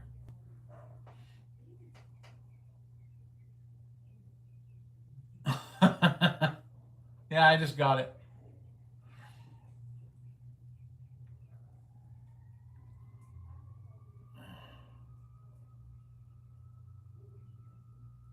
You just gotta make these names a little bit easier. Mass. I'm gonna call you Mass. Hello, how are you doing? Welcome to the chat. Welcome to the show, because it's so much fun around here because people have lost their minds. Gosh, if I could tell you the Instagram wars that I've been having, it's so much fun. but it's so ridiculous at the same time. People will continuously respond to you over and over and over and over again when they are insecure and do not want to be wrong. So when you argue a point with somebody on there, then it just keeps going and going and going and going. So, I had a couple conversations with some atheists. And you're entitled to believe in whatever you believe in, but when you tell me that what I believe in is fake because of your atheism, and then you ask me, you say the burden of proof is on me that God exists, but you offer no proof or evidence to support your own theory of atheism, whatever the hell that is. And I know what it is. I mean, what they actually believe exists or doesn't exist. If you go into the conversation and tell me I've got to prove my belief, I have to bring you evidence of my belief, but you don't bring any of your own to defend your own beliefs, and then you just keep telling me how wrong I am. I'm wrong, without offering any evidence to the contrary. It shows that there is no rational thought. The show is all about themselves, and that's all there is to it. It's nonsensical ranting, so on and so forth, and they don't have any real evidence to back up their theory. It's like, if you want to believe that you just blank out of existence when you pass from this life because you're of atheism or whatever, then hey, more power to you. Have fun.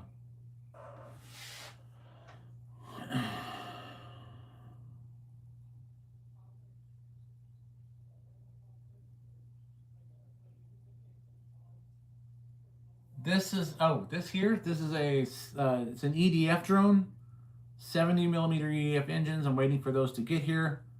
Clapping hound. And as soon as they do, I'm going to actually install the engines on a live. Then we're going to program this and fly it right here in the garage for the test flight. I've already done a version of this. It's called the Shrike Maiden. You can look it up. It's Shrike #Maiden. I did two versions. One had music that some people didn't like. But if you'd like to see the full uncut version of the Maiden of this, it is out there. So you look up Shrike, SHRIKE, #Maiden. You'll find it, and then you'll see the initial flight when I took this out the first time I printed the other version. This one's a lot lighter than the other one, so it should perform much better.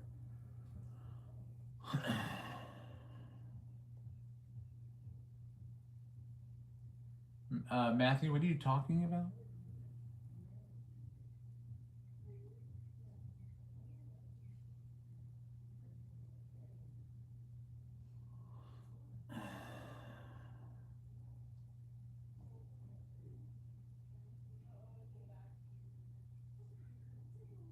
Who's trolling? Oh, you're talking to Matthew. I understand. Yeah, I get a lot of trolls in here. I think it's because I'm sexy and they don't like it.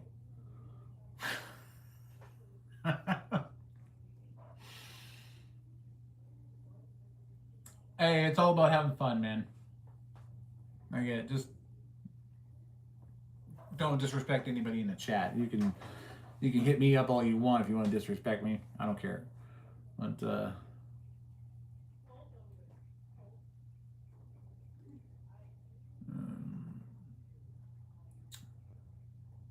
Rogue Gamer, how you doing? Oh, by the way, you asked about the drone. There is another one.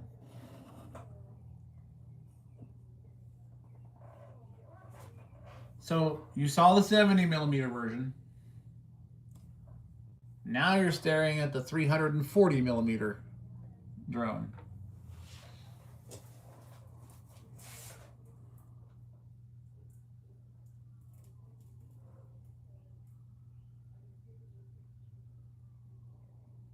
What? You're here for women? It's a freaking drone show. There is one, yes. The moderator.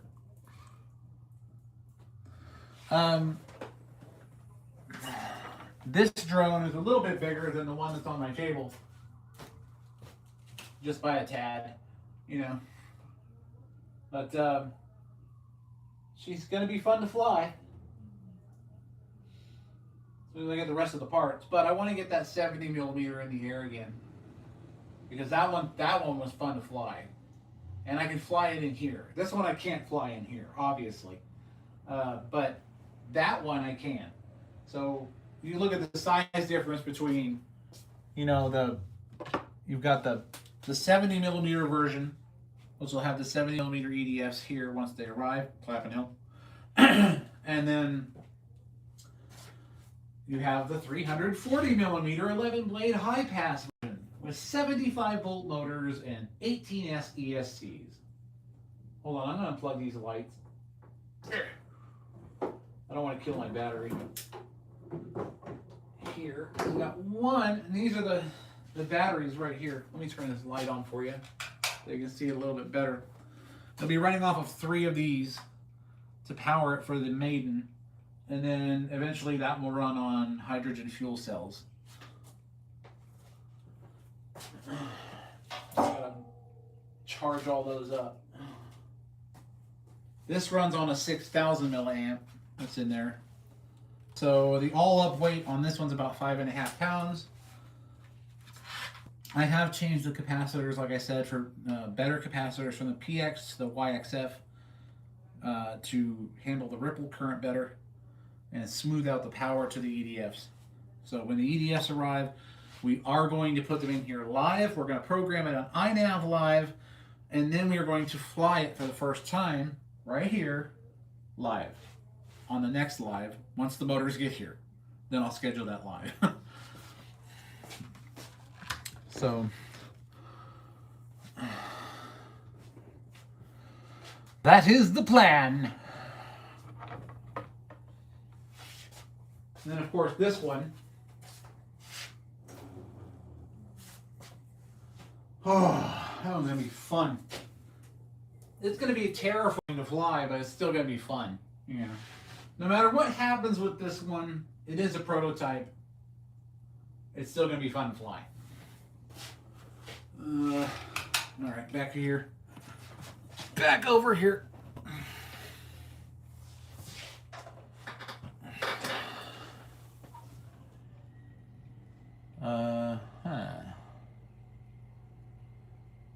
Okay, yeah, that's a long word.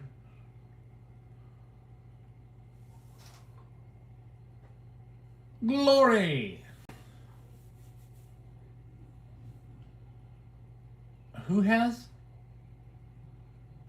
replied to me?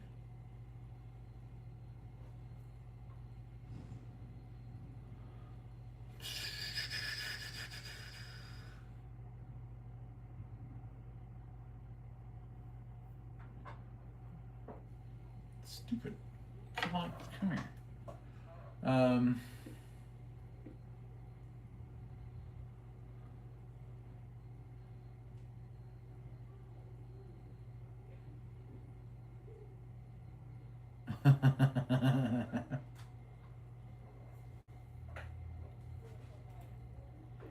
You guys having an argument?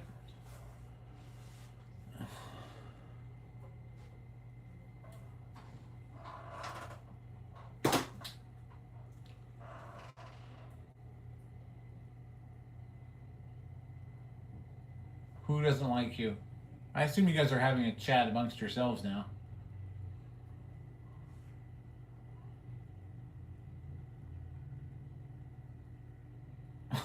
Why are you confused?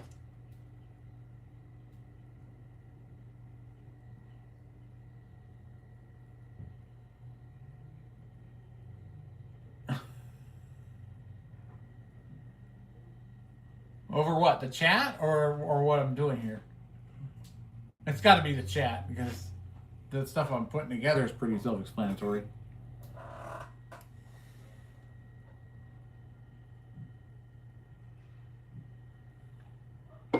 Oh, yeah. Yeah, Glory's on the prowl, man. Be careful.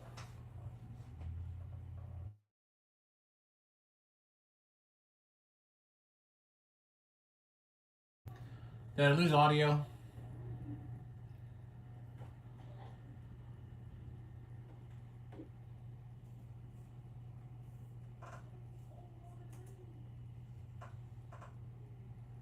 Oh, I didn't lose audio? Okay, good.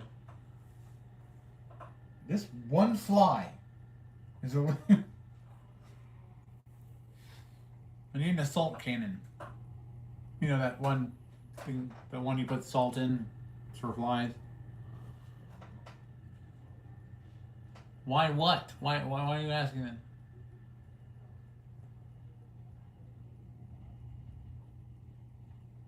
I don't know. Why were you timed out?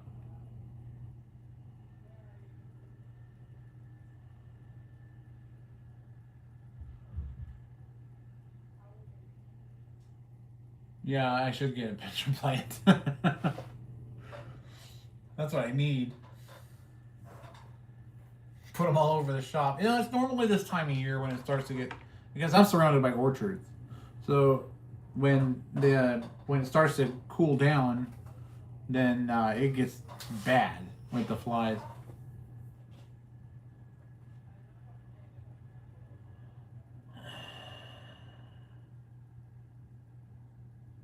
California carnivores. I'll check that out.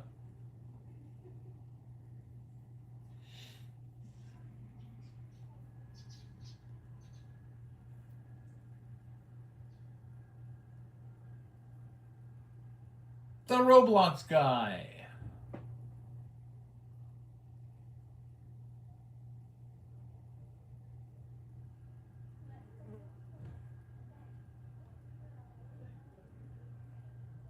I'm trying to figure out what's going on in the chat here.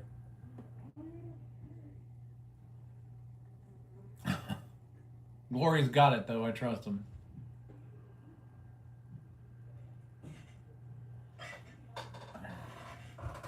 If Glory already knows what's going on, when it comes to moderating, Glory's like king moderator, man. If he's got a reason to put you down, you might as well just take it, because I trust him.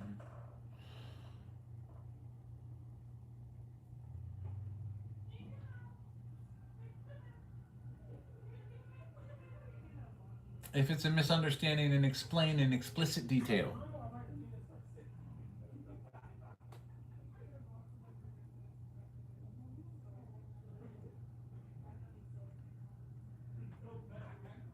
Whose pears are okay? What'd you say?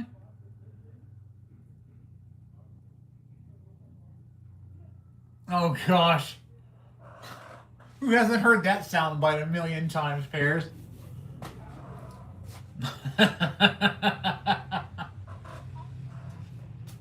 It's usually when chaos or something like that reigns like this, then somebody puts that soundbite on the video.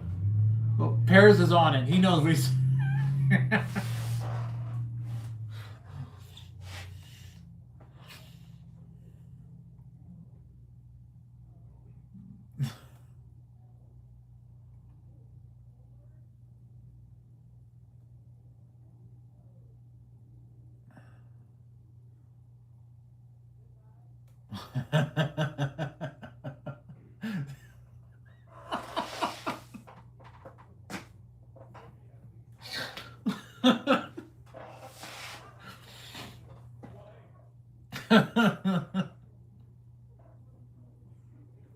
Now everybody's saying it.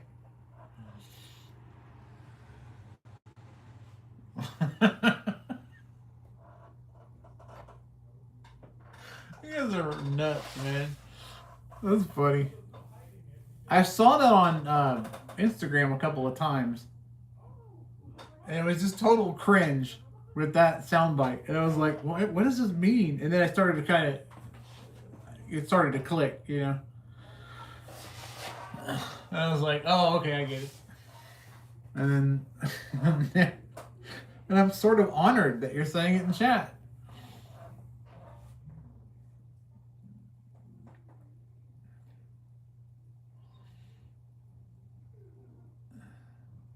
What did Mass say?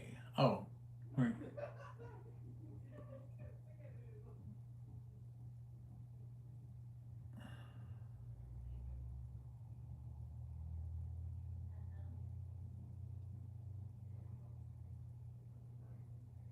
All right, Mass. Then let's focus on the drone.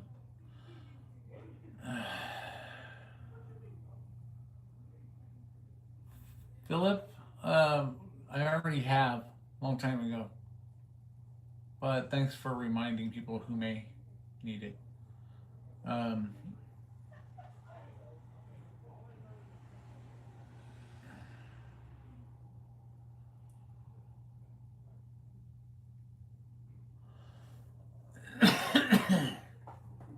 hey, God bless you too, Philip.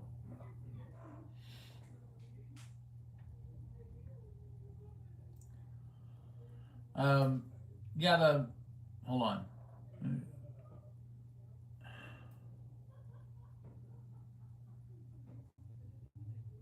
50 pounds per person. What part of the UK you from?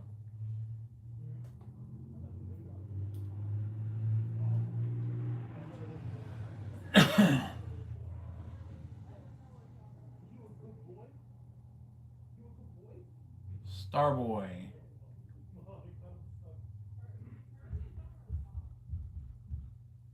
Love you too? I think.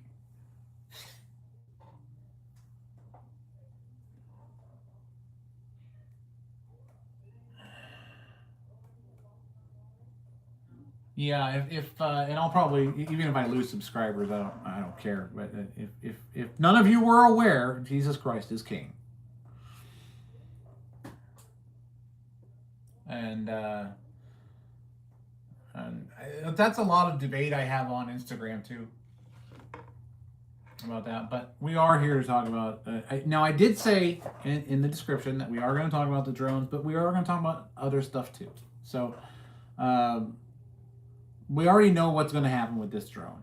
We're waiting for the motors, clapping them, and then basically we're going to assemble it and plug it into iNav right on this machine right here, and we're going to get it programmed, ready to go, just the PID loop, do the gyro filtering, everything I need to do, and then we're going to test fly it right here, because this one flies indoors remarkably well, especially the original one that I did.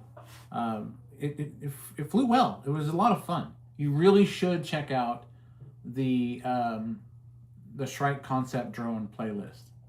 Because it starts off from a really wild idea and me testing it with analog ESCs and no flight controller, just straight S-bus control and servos. And then I went back to the drawing board and thought, okay, I've got to do this. I've got to understand how EDFs work with flight controllers and go from there. So I had a couple of wild design ideas, and then it finally ended up with this one, and then the really big drone over there as a result. This can carry, this has got a 5.5 pound all up weight, and it has about 25 pounds of thrust. So it's almost a 4-to-1 thrust ratio. So it could carry an extra 10 pounds easily, I would say. So yeah, it could carry a cat. Why would I want to put a cat on it though? Wouldn't that scare the cat? That's like, I don't want to do that to a cat.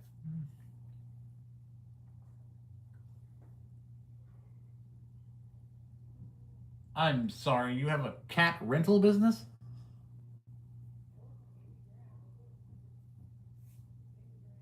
Something tells me we're not talking about the same rentals.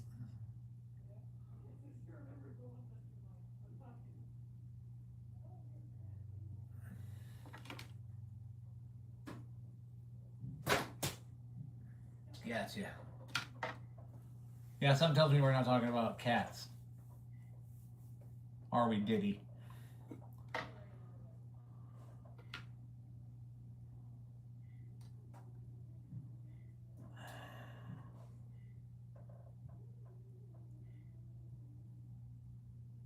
Yeah, yeah. Delta, You should change your name to P. Diddy if you're going to be that obvious.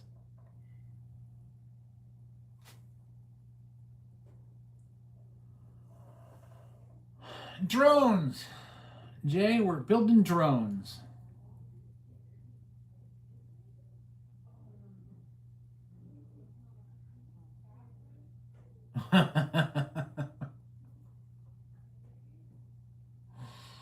Oh, well.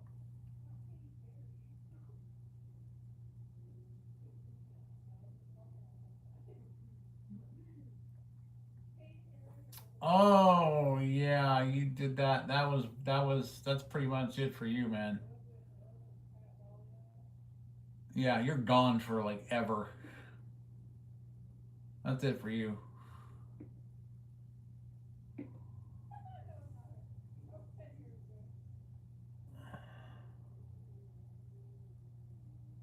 Yeah, we ain't having that shit.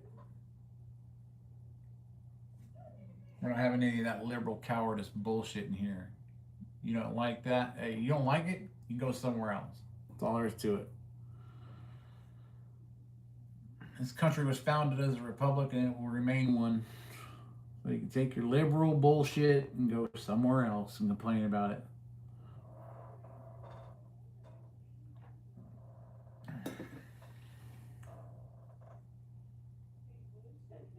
Yes. This one and that one.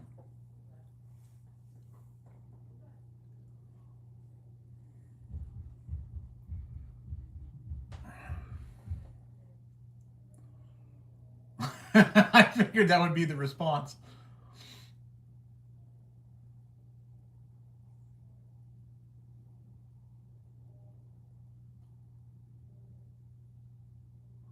Yeah, that's my 340 millimeter drone, 340 millimeter fan, 11 blade high pass configuration.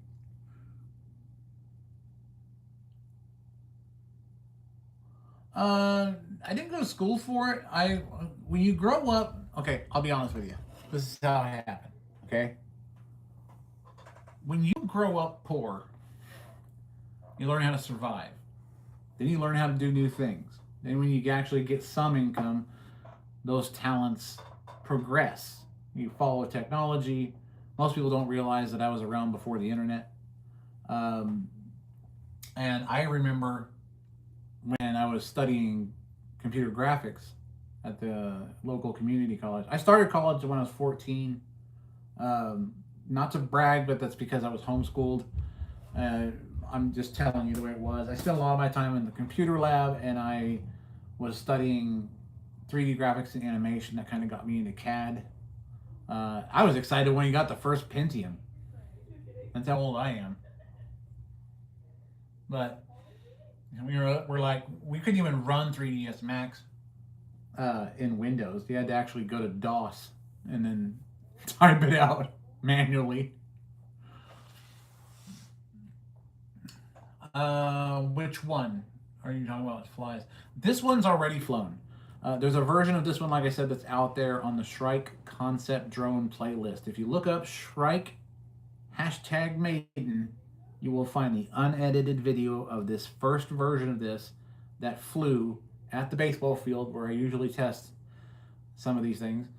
And you'll see how well it flew. It was a lot of fun. It was great. I wish I could post the link to it. And, I'm wondering if I can. Hold on 1 second. Let me try and get it for you so I can show you guys what I'm talking about.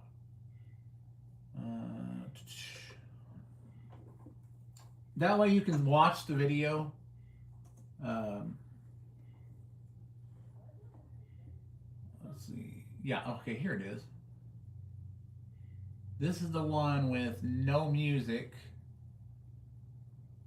And I'm going to go ahead and put it into the chat for you guys. Okay, so that's the one with no music. I'm going to stop talking. I'll give you guys a second to check it out.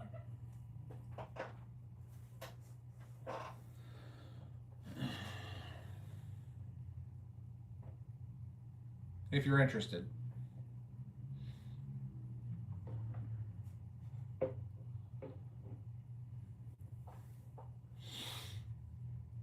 y'all just let me know when you're back. And give me a chance to have some coffee. Darling, light of my life. Fraulein!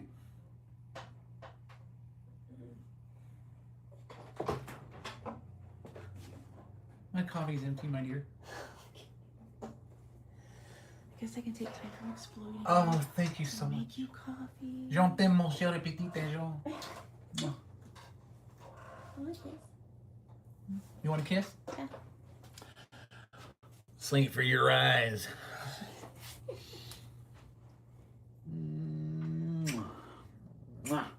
Okay. All right.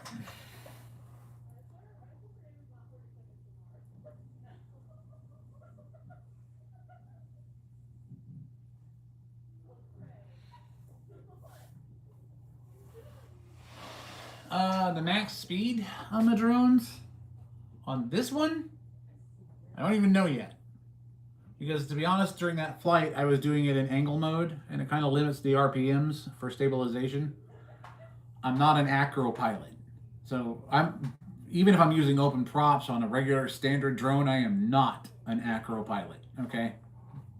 I've been practicing, though, on liftoff on Steam with my TX16X transmitter, but I am still not the best acro. If you guys can recommend not a game, but a training, like an acro training software that's good, that works with my transmitter, I'll practice it. But as far as how fast this is, that flight was a flight worthiness test more than anything, and an agility test, just to make sure everything was good on the PID loop.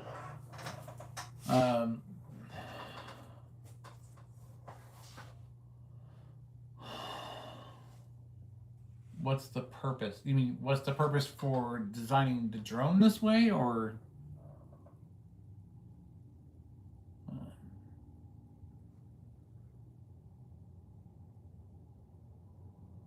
Would a drone to drop paint on my ex? Well,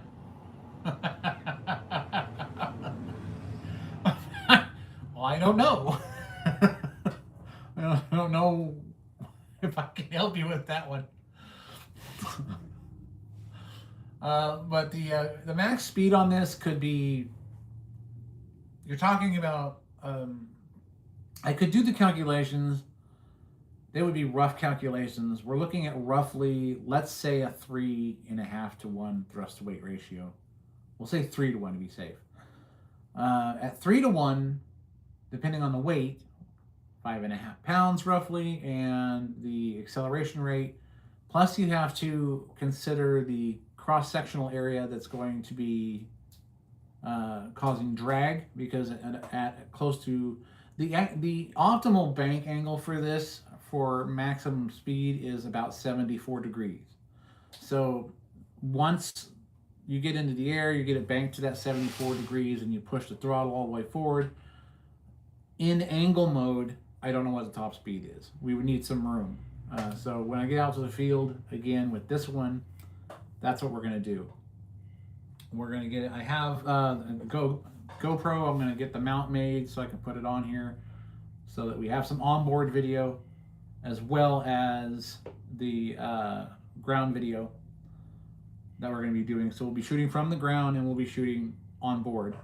And once that filming's done, I'm gonna try for a high-speed run. If I'm confident in its stabilization, I'll take it out of acro mode, which will give me all of that RPMs that each one of the engines have, and then I can really open her up. I could even fly this in airplane mode, using each one of the engines as differential thrust. So I can basically go to a 74-degree bank, switch it to plane mode, it'll open up all of the thrust on the motors, and then we can do some speed runs. And that'll be fun. I think it'll be really fun.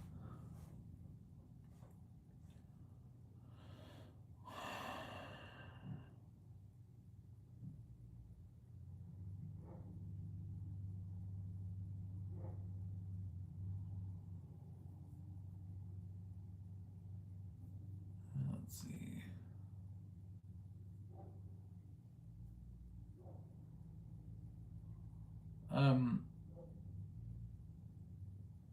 Jay, as far as your question as far as purpose goes,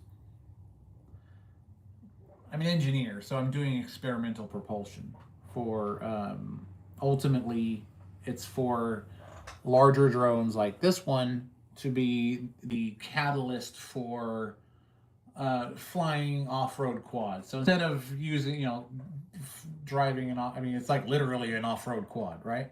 So you'd have a seat, you have handlebars, so on and so forth. The fans would be a little bit bigger, and then they'd be machined out of 7075 aluminum. And then you'd be able to actually have some off-road fun.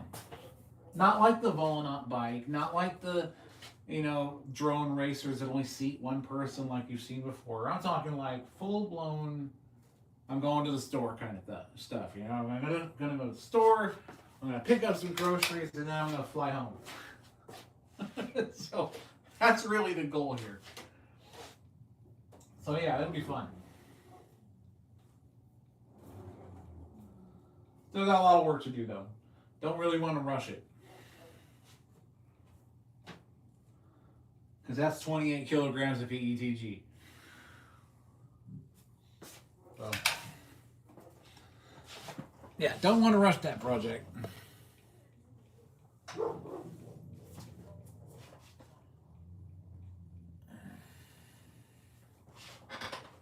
Down to 4. I knew that would happen the moment I mentioned being religious. Says a lot about the world, doesn't it?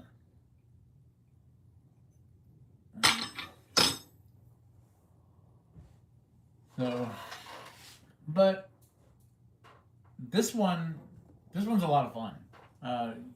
So I hope you guys check out that link. That video was pretty much the first test run, which again I did do in angle mode, so it did limit the RPMs, and that was something that I needed to do because I'm not an acro pilot. Admittedly, I'm not a very skilled acro pilot at all. Thank you, my love.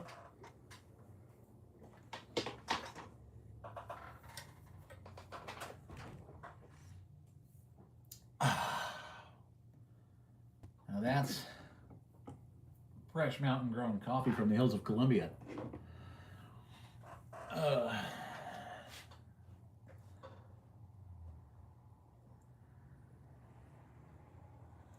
I'm not sure what the whole cat thing is, but okay. You're gonna test it out first. Actually, haven't. I was thinking about putting these things together in kits and like selling them, but I don't know. I'm not sure if that's something I'm gonna do yet. Maybe with these, but I'm gonna be using some drone swarm technology for these because the mothership over there is going to be, sort of the central platform for these drone swarms. So you can imagine a massive EDF drone with several high-speed, smaller EDF drones would be really, really cool. And they could put on a pretty significant light show because all of this is Arduino and completely controlled by Arduino. And on this one, I think it was I simply just put 225 light rails on the inside. And then I set it to where, you've got red in the back, blinking green in the front.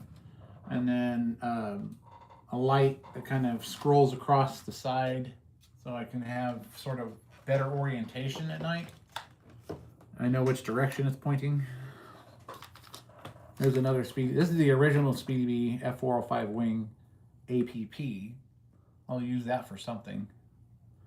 I do have a jet behind me I haven't flown yet, so maybe I'll throw it in there. That has a 90 millimeter EDF in it.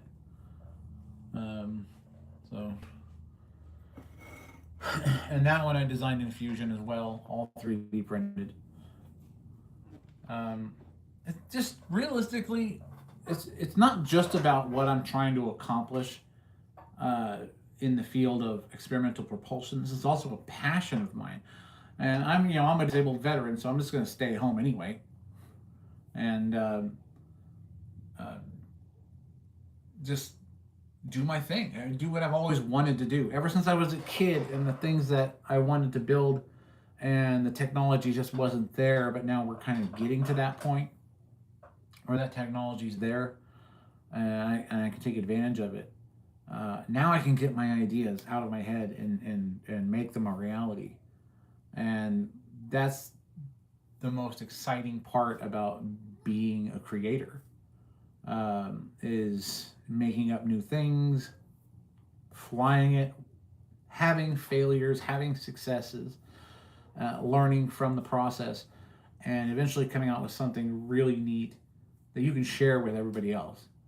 And that's my goal. I want everyone to have a part of this. So when I perfect this thing, I'll try to get a components list together, try to put together kits if I can get funding to buy these and stock them. And then I will, I'll sell these things to you guys, and I won't even put it at a high markup. It'll just be my time and the parts, if you're interested in stuff like that. Or if you have your own idea of how you want to do it, STL file packs, so you could print this out yourself and do it. That's the whole idea. Yes, weird science.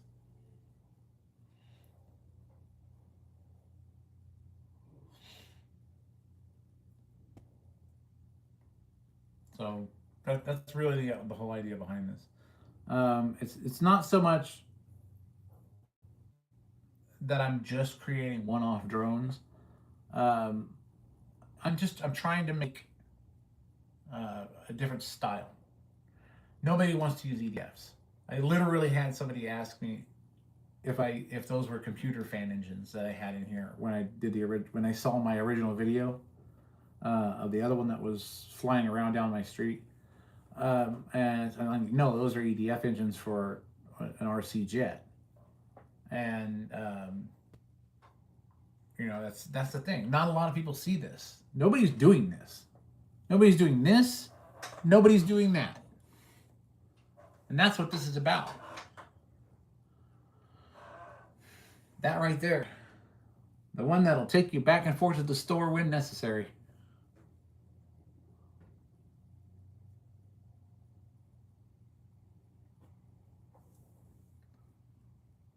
That's the one.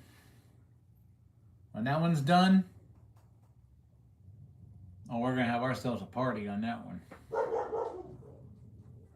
That's a big drone. 5 feet by 5 feet, 340 millimeter fans, 11 blade high pass configuration, 12,000 RPMs.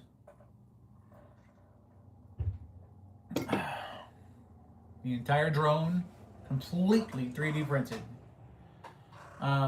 Yes, I know the blades are 3D printed, but it's PETG, and I've done lots of testing on it. So if you see the playlist for the Shrike Ultra on my channel, you will see that blade configuration can take a lot of torque and it's already taken a lot of RPMs. Even at my 48 volt testing range for structural integrity and balance, they held together very nicely. And the cool part is, those blades are friction fit with no glue whatsoever. That's how I designed it. And the hub is separate from the blades. They're obviously printed at separate plates. Obviously, that took a long time to print. The entire drone took a few months to print, plate by plate by plate. The ductwork was 6 plates each. The fan casing 4 plates. The stator casing 5 plates. The fan and its blades, roughly 5 to 6 plates each. This is for each engine. Each quarter panel on the body, 4 plates. The deck, flight deck, 2 plates. 2 plates for the battery control housing. And so on and so forth. So, a plate for the ESC mounts. It's been interesting. It's been interesting. A very long time to print. But I can take the ductwork apart on the outside because through the intake lip. I have the bolts going through into the fan casing, and I can actually take those screws out, and it's just sealed with RTV, silicone. So I can pull that half of the actual duct off and remove the fan, the entire fan casing and the engine, the whole 9 yards, and I can change it out. So if I decide eventually, like if I'm able to acquire like a 5-axis CNC, not like a really big one. I'm talking like the Penta Pocket NC. That'd be big enough to do the job because I've already checked out the measurements on it, and it should be big enough to actually do the parts that I need in the 7075 aluminum that I want to do them in. Then I'll that's what I'll do is I'll get that machine, CNC them out, replace the actual blades in the main stator hub with the alloy system. Everything runs on tapered roller bearings, so for stability. I would love to be able to machine this out. There hasn't been a company that has a CNC machine that has approached me as of yet that could handle this. But the idea is, can a desktop CNC do something to that scale? Not the duct work and all that other stuff, because this thing is massive. I'm talking about just the fan, the hub, the main shaft, the stator hub, and the connection point and the actual motor mount itself. Those I should be able to get done with that Pocket NC from Penta Machine. It's just really expensive, so I have to save up for that. Unless they're interested in saying, hey, we'll loan it to you so we can say our machine did those parts. And then we'll see how accurate that machine really is. I believe it's fully capable of doing it. Hold on. Wow. It's like a Thor fly. Just like hit him and he's like, flew right off. Okay, anyway. The point is, when you're dealing with a drone that size, there's a lot of stuff you have to take into consideration. So, for example, let me light it up a little bit for you so you can see.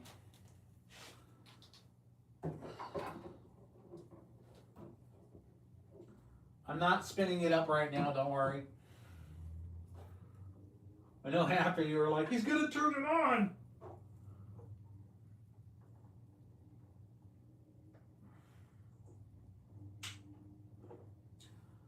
So the whole system's going to be lit. Behave. The whole system's going to be lit up like this.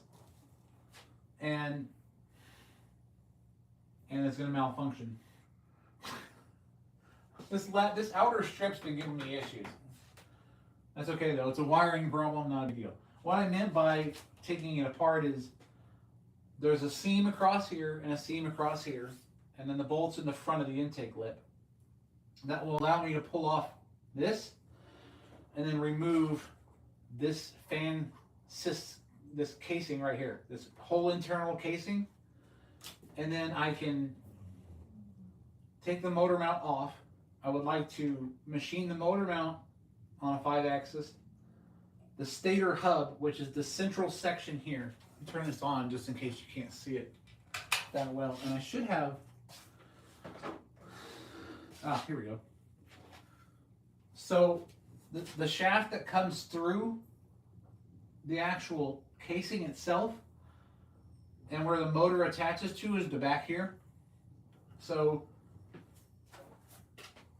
what I did was, because you don't want to have torque on the layer lines because it's just going to snap. So in the opposite direction, I printed this hexagonal shaft to go through the fan hub itself so that we would have a more rigid construction on the 3D printing. Because when you're building something and you're you're basically working with a specific machine like a 3D printer. You design everything based on what you know the output of that machine is. So that's how it was done. Now, while this design will change slightly on the main shaft,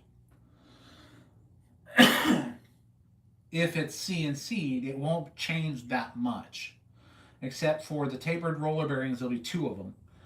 This one will be sunk farther down to the shaft, and then there'll be one on the other side as well. And the reason for that is so that the shaft itself is all one piece. So that it's not something that has to be put together in 2 pieces. Then I'll clamshell the stator hub. This is one of my earlier test fans here. So you have the fan. I gotta put 2. So this, I'm gonna actually use this one as a destruction test blade fan as well. So this one's gonna be, I'm gonna print out 2 more blades because I broke 2. And then I'm going to strap this up on a 5-gallon bucket, drop a kielbasa in it, and see how it can handle it.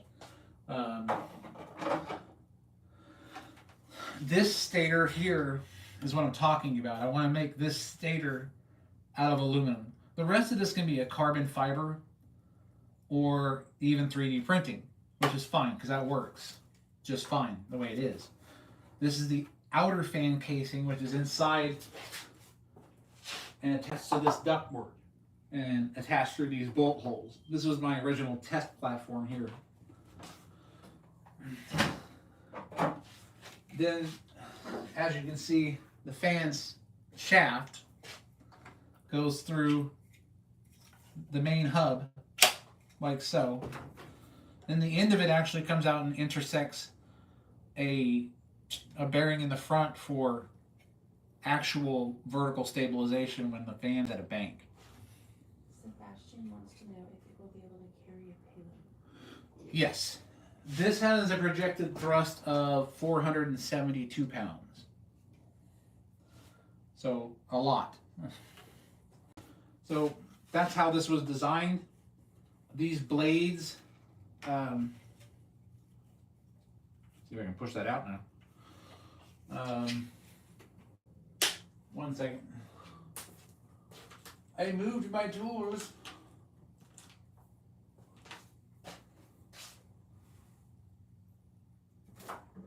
Well, I might not be able to take this out to show you, but you can kind of see it.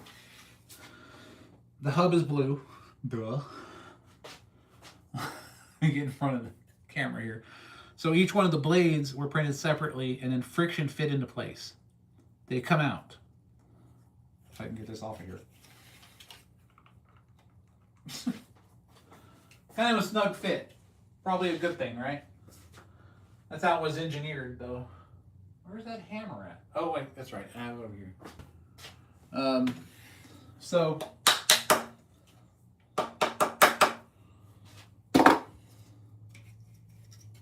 if I can get it out of there. There we go. So, if I were to take this and show you.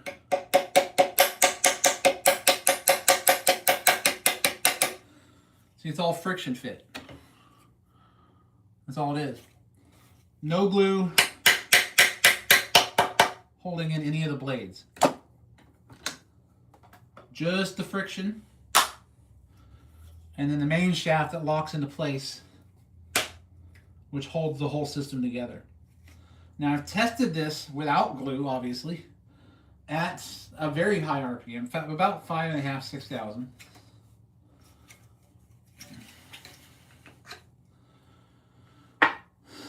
And this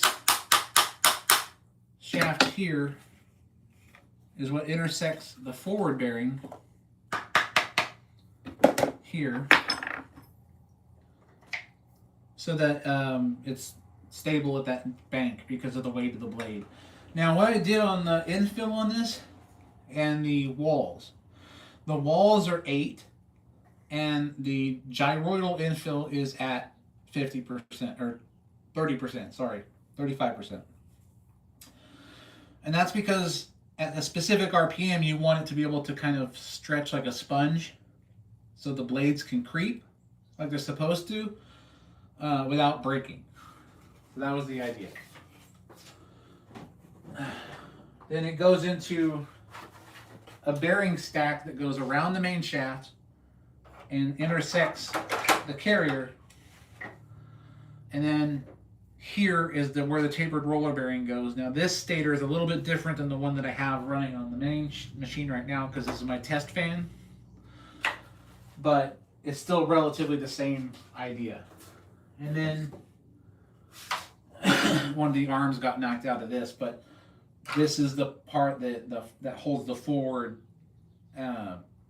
stabilization bearing for the fan. And that was just a precaution because at this point I haven't really seen any real need for that forward stabilization bearing, but it was a precaution because it is a 3D print, so I wanted to make sure everything held together.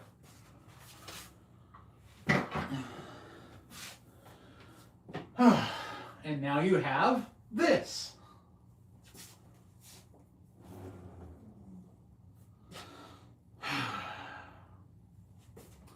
Let's try something here. Oh no, I can't. I was gonna do 48 and spin it up for you, but I've already modified this for 75 volts. So my plug is actually, it takes 322.2 volts. This is my inline amp meter to make sure I don't over amp the engine. So I got to get a third 10,000 milliamp battery that's 120C discharge. Because I could use that 6,000, but the last thing you want to do is mix and match milliamps and discharge rates, even though it could theoretically work because you'll get a lot of voltage sag in some of the cells of the other battery. And if the discharge rate is 120C, which is like on these batteries here, then what's going to happen is it's going to be limited by the discharge rate of the 100C, which will damage the battery packs. So I need to get the third one so I can do that. And then I have my jumper here. Now, lithium polymer packs are simply for testing and flight worthiness. This drone is going to run on hydrogen fuel cells. That way we have much longer run times, eventually alloyed blade systems, and there you go.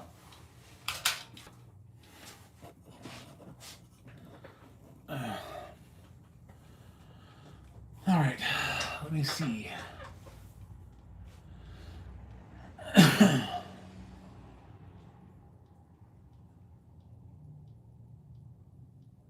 Yeah, there is a locking system on there.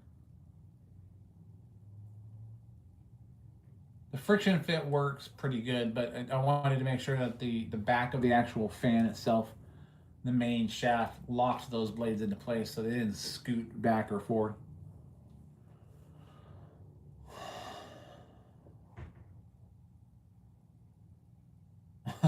Car tire. I know, they do kind of look like a car tire. It's not a bad idea, because if we do an alloyed version of the entire thing, then you basically have a rim you can roll around on the ground, and then it's just like, if I could literally make an actual DeLorean fly. I'm literally designing the fan system for the wheel itself. That would actually be kind of cool.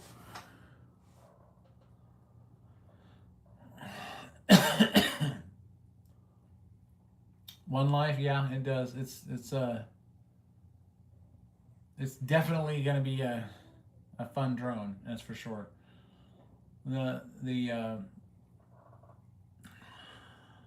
Actually, yes. To answer your question, Sebastian, this is registered as a UAS with the FAA already, covering all my bases to make sure everything's legal. And I have a 400-foot ceiling I can work with where I'm at, so it's plenty. I don't plan on going that high for the maiden, that's for sure.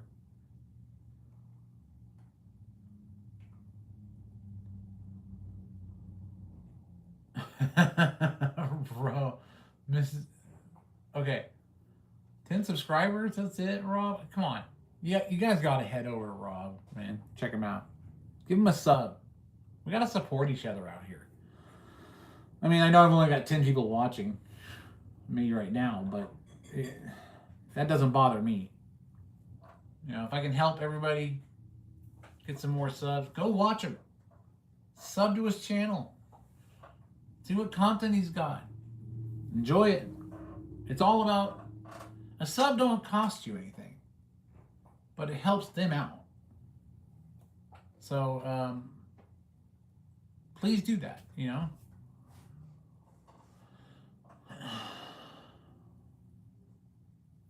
You soiled yourself? Why?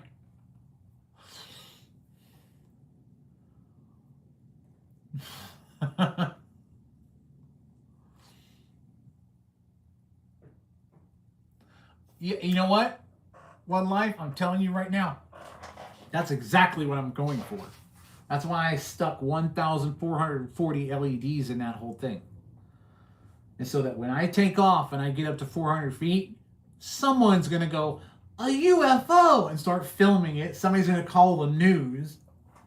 And then the news is going to get out there with a chopper or something. I mean, it may not happen, but if it does, that would be epic.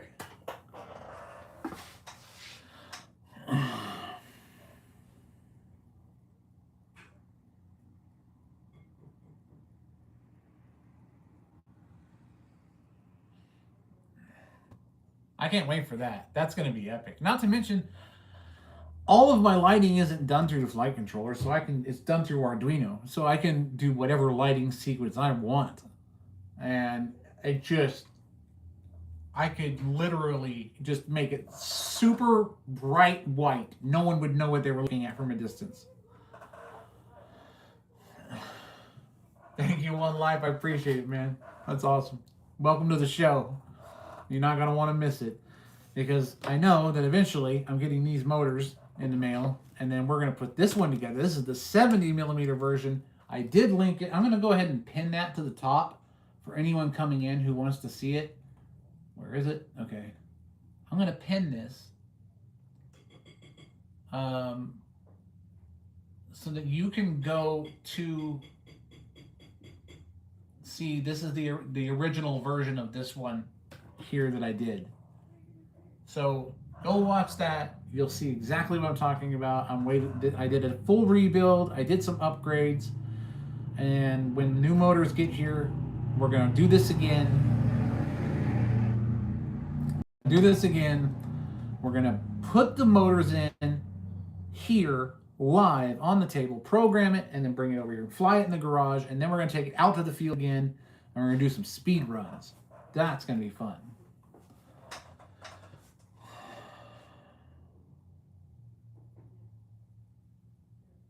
Yeah. Oh, hey, we could add a disco ball. That'd be cool. And that's not a bad idea. Like on the big one, put a disco ball underneath it, have a bunch of LEDs pointed at it from the outside, and then it's reflecting light everywhere, so everyone thinks it's sparkling as well as being completely lit up above. I think everyone would be like, UFO!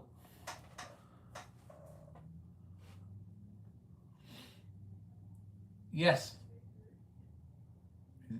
Making a drone. This one? And that one. That's the one everyone's talking about being a UFO right there. Because this one right here is going to be a UFO. Everyone is going to see this one 4 miles off. Miles and miles. Come on. Where are you?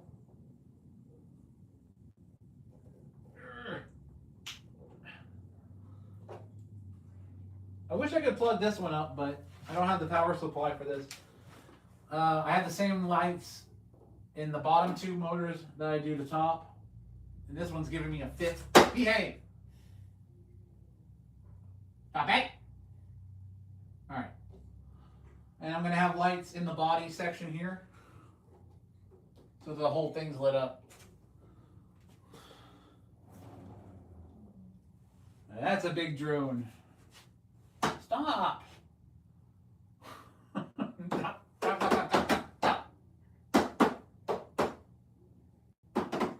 Oh well, the blinking will look cool. No, I'll fix it. It's just a wiring issue.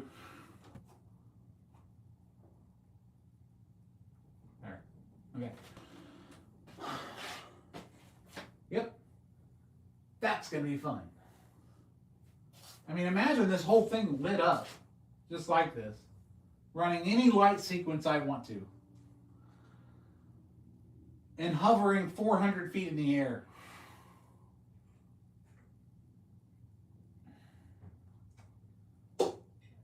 Your day is coming, friend.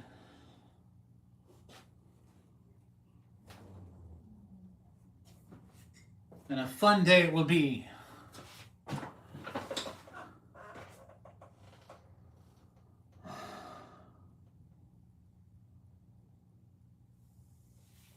It's gonna blow up. Yeah, most people probably hope it does.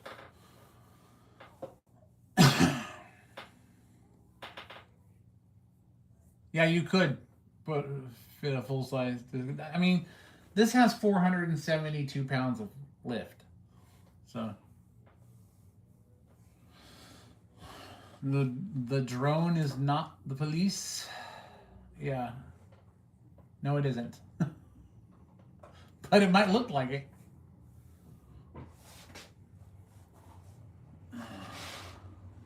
A lot of people hope that I fail on this project. Unfortunately for them, I already succeeded on the other project with the 70 mil. They said this one wouldn't work either. They were like, this will never work. This will never work. This will never work. This is why I pinned the link to the video of it working. So you can go check it out.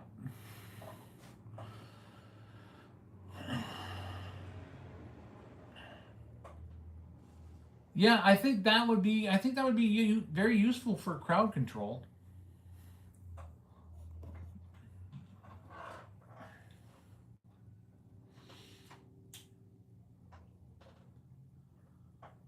Can you imagine that?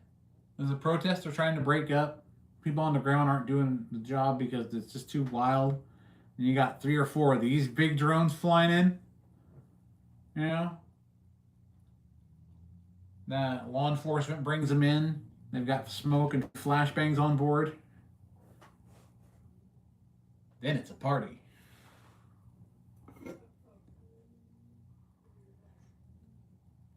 That's why I'm designing it as a multi-role platform.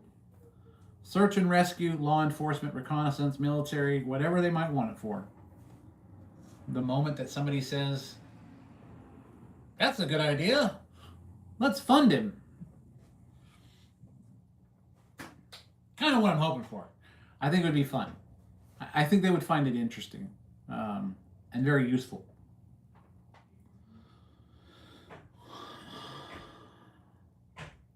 I'm in California. Yep. Rogue Gamer got it. Cali.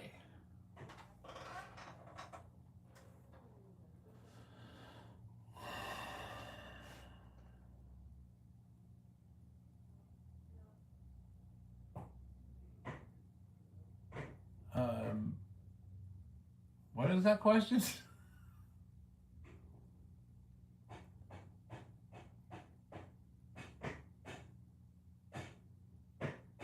I'm not understanding your question.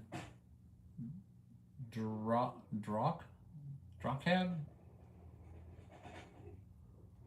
Can you show how step by step, smaller drone, then bigger?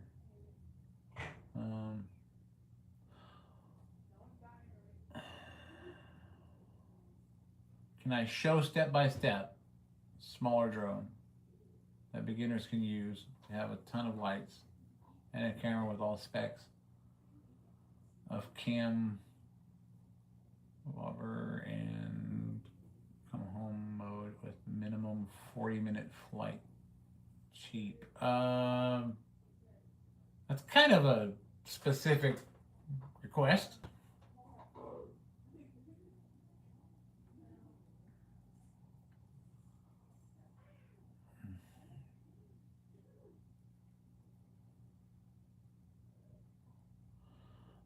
I have an LLC, which most of my design work is covered under, and the drone itself, basically all of my Fusion 360 data, all of its metadata, everything's protected under the LLC. But anyone can build an EDF drone, however they try, they choose to. But for me, this is how I'm doing it. So, if somebody wants to try and copy me, then good luck.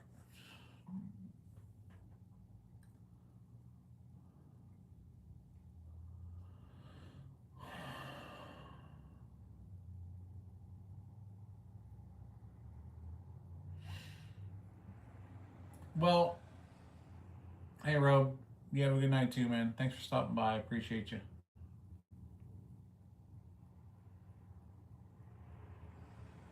It's like, no, forget it. It's only 3 for you. Don't have a good night. Appreciate you, Rob. All the drones are expensive, and it would be nice to have an alternative to paying all the overcosts. Yeah, there's a lot of overcost when it comes to drones. Because the FPV thing kind of took off, pardon the pun, they decided that they could hike up the prices on a lot of these things. Like these ESCs, these iFlight 80 amp ESCs, they're D-Shot capable, they're 80 amp, they're 6S, and they cost like $300 just for those 4. And then I took off the old PX capacitors and replaced them with appropriate YXF capacitors to smooth the power out. And then there's the GPS. That wasn't too expensive. The flight controllers are only about $45 to $60 depending on where you get them. It's usually the ESCs, batteries, motors, stuff like that. Those are where the expense is, really.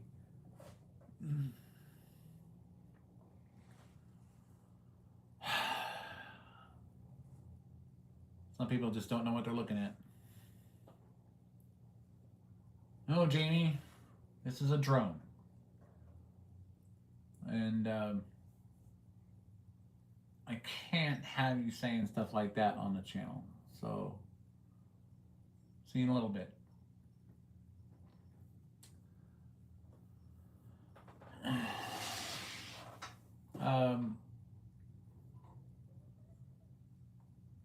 No, I'm not.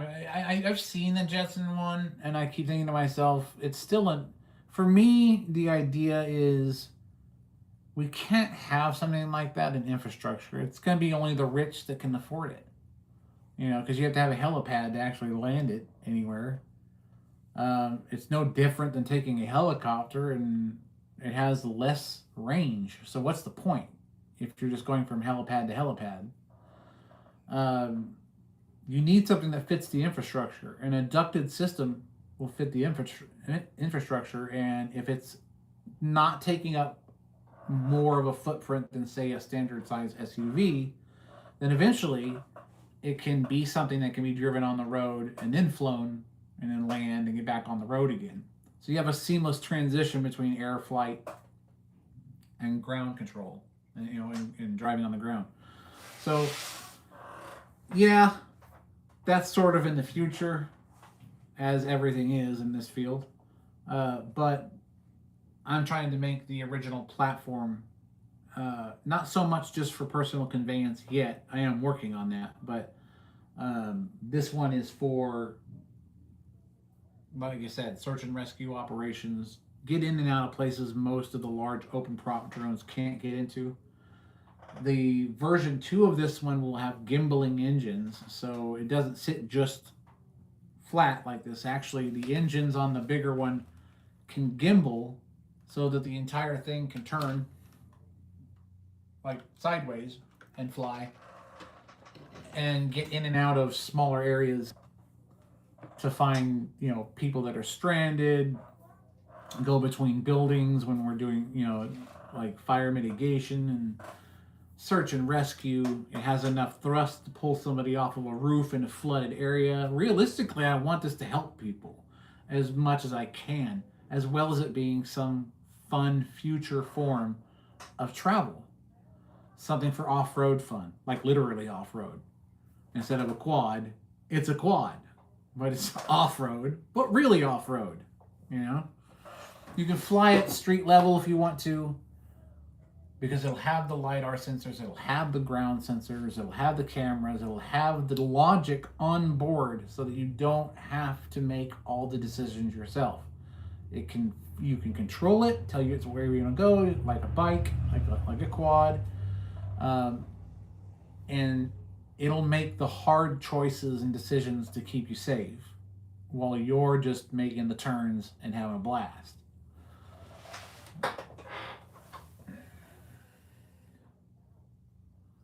No, it's 18S. The big one is 18S. 75 volts. And eventually hydrogen. So I'm working on developing a hydrogen fuel cell. That'll be a 24S system, so I can run a heavier motor.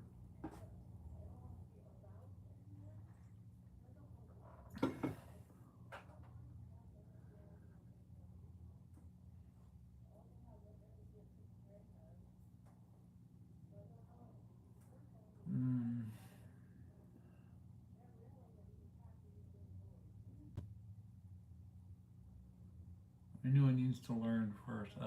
That's what I want to do, is rescue with features and with AI. Yeah, that's an ambitious goal, Roberts, L. Roberts. That's kind of what I'm doing. I've designed an AI logic. I have an AI model that can pilot this thing independently. But it can also, but it's based on the information that it does get from iNav and GPS navigation that she is specifically designed not just to pilot, but to have a moral understanding in the sense of that a machine can of what the situation is and what needs to be done.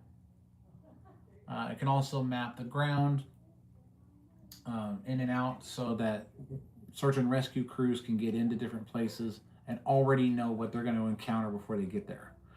It can bring in medical supplies or extract critical patients.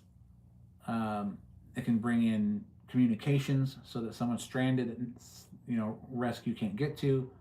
They know the situation, and I'm even talking about putting out, like, if somebody is out cold, having drones, smaller drones that can be deployed, that can put monitors, that can just basically drop and put monitors on the chest and monitor cardiovascular activity. If the person is heart is stopped, then it can defibrillate. And then, or if their heart hasn't stopped but they're unconscious, at least we can get some vitals, and then it'll send that information to the drone, which will send it back to the command station. So there's a lot that can be done in this situation. Oh gosh. Well, we know who that is.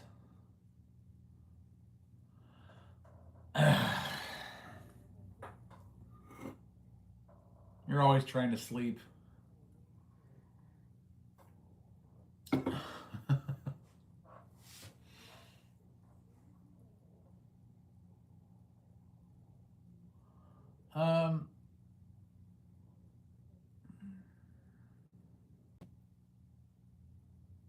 Yeah, I've thought about developing my own LiDAR specific to this because of the fact that LiDAR is expensive. What I'm really hoping for is that some companies will see this as an opportunity to not only sell their product, but also help people with their product and contribute to the cause. Um, that's kind of hard to do unless you have like millions of subscribers. But, um, we'll have to wait and see. Uh, Other than that, I'll do my best to develop my own. The AI pilot, she already has the understanding of how the system works. She will be integrated with the sensor platform, obviously. Um, the I guess you could call them the tiny whoops, micro drones, for literally instant vitals off of a patient that might be unconscious that somebody can't get to. Um, these are all crucial things that you want to try and integrate into a platform like that. Fire mitigation, same thing.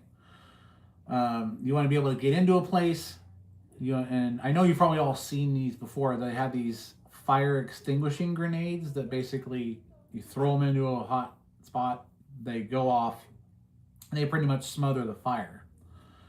This could be outfitted with one of those fire mitigation grenade cannons that could see wildfires. They could go out in formations, they could go out in squads, fully armed with these things, and find hot spots in wildfire areas and just go through, bombard them, go back, reload, and then go through back again and just wipe that fire hotspots out using thermal and AI to basically map out everything that's going on, getting real-time telemetry from weather to track winds and things like that, so they know where to go to do the job they have to do. This is really the future of what I'm trying to build. I'm trying to put together something that is multi-role, but is intelligent and can basically. I'm building Skynet. Okay, you can call me Skynet.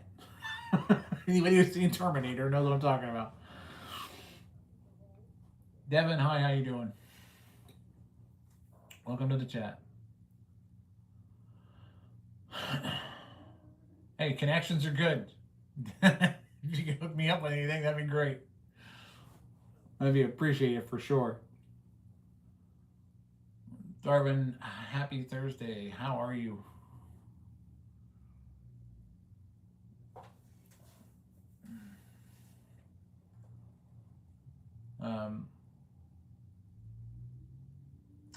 Yeah, a lot of it's going to be how can this future tech help people, but in the drone enthusiast realm also still be fun, which is where this comes in. But this can also be useful as well in that. Now, we talked about troops on the battlefield and communication.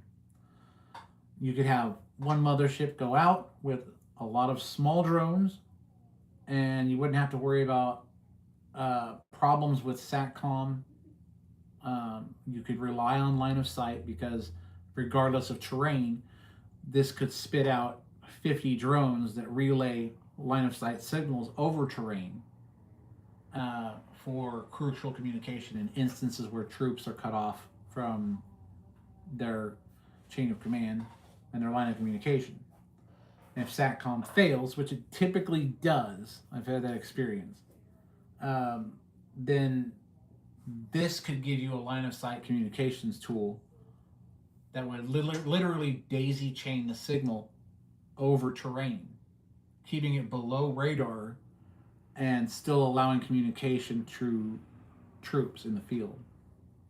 Not to mention the other military applications for a drone with this much power and speed and its payload capacity, which we really won't get into on this channel, but you can imagine.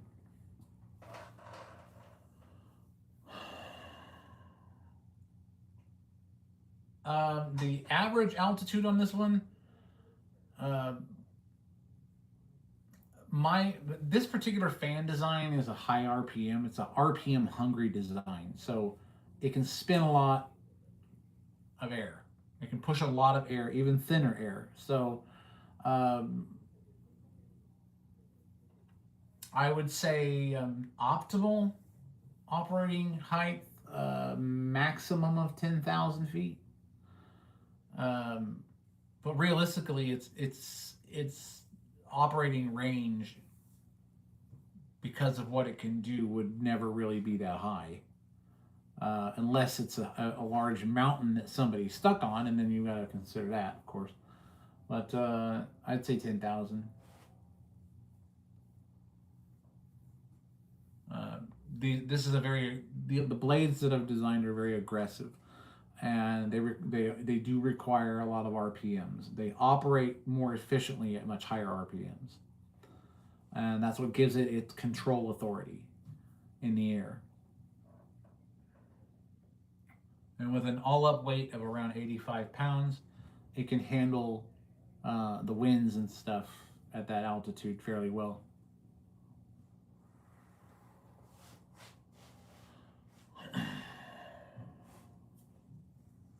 So, yeah, that's basically the project, and the reason for today's chat, basically getting to know everybody and getting you prepared for what's coming next, which will be the live assembly of this one, the flight, and then we'll go out to the field. Now, before, I wasn't able to actually transmit live on my mobile from the field I was at because we didn't have signal. Now, it's different now with my service provider, because if I don't have signal, then I can go to satellite. I don't know if that works when it comes to doing a live broadcast, but at the very least, if I can't get a live done out there when we're taking it out for it, I will do an extensive video where you guys can see this thing fly. This one specifically. The big one will be my first hover test on this one's going to be in my backyard. I have enough room for it, and it's going to be tethered because I need to make sure that everything is working properly before I unleash it.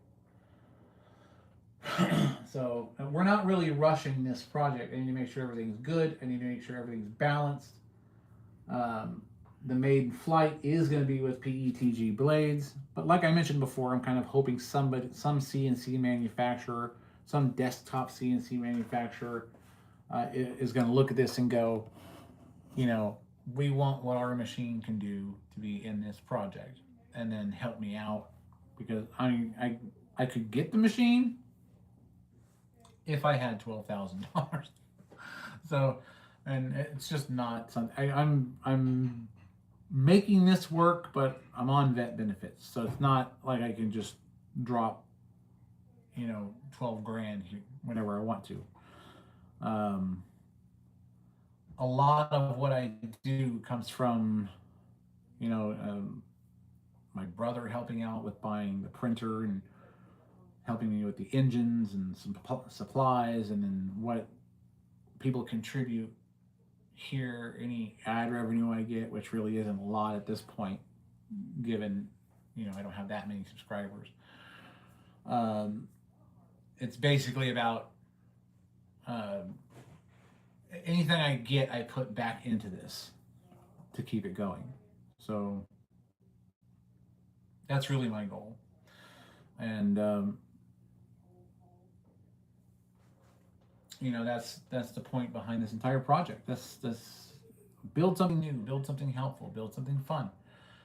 Cover the entire gambit, from saving lives to just creating a platform that can film with a very high resolution, heavy camera, or building a chase drone for filming, or for planes, or for anything at all, really. Just and then of course having these smaller versions for fun and for deployment of smaller devices, whether it be medical or otherwise,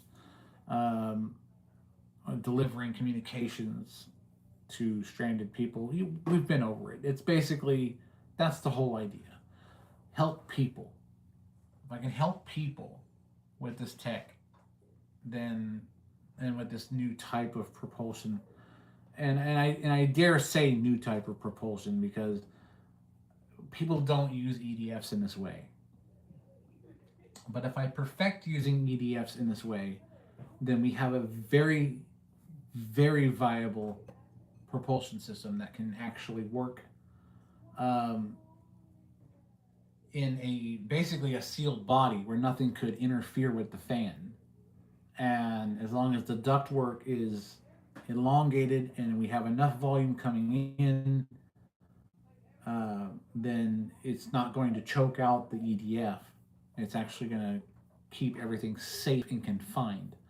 You can't have an open prop system in an infrastructure if you intend on it being a personal means of conveyance. When it comes to search and rescue and things like that, then that's totally different. Open prop, not a real big deal. But in some instances, you have to be able to get into small, tighter places, even with a big drone. So you want to be able to take it from that horizontal to the vertical with a gimbaling engine system and sort of slide through buildings like a book into a bookshelf to get into certain places. Um, so there's so many different roles that this could fulfill.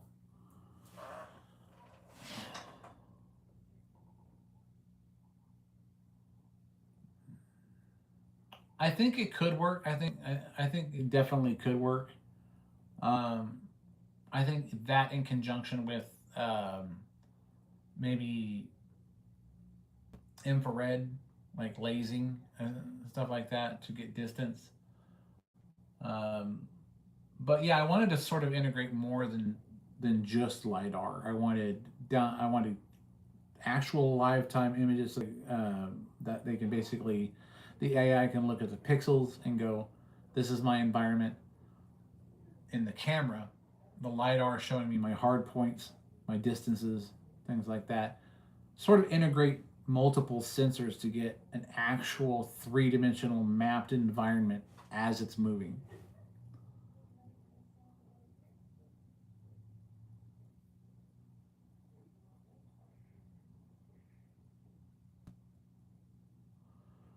Fuel operated. Um, you're talking about hydrogen fuel? Or are we talking like kerosene fuel?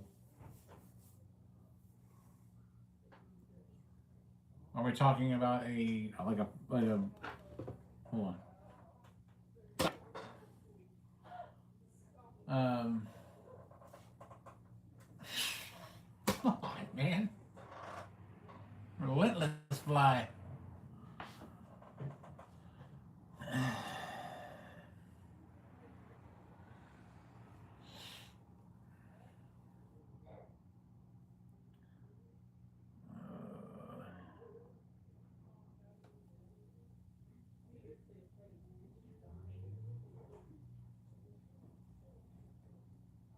Okay, there we go.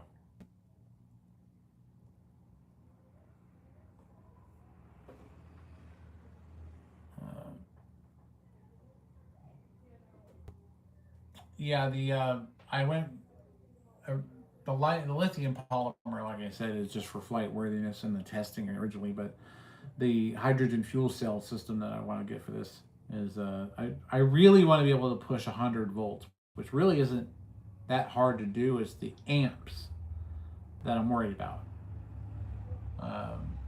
Matthew Flores, hi, how are you doing? So, but yeah, the idea is to have a fuel system that can give you a runtime of half an hour to an hour and a half, even more. And the size of this definitely can hold a decent amount of hydrogen. You got a new profile?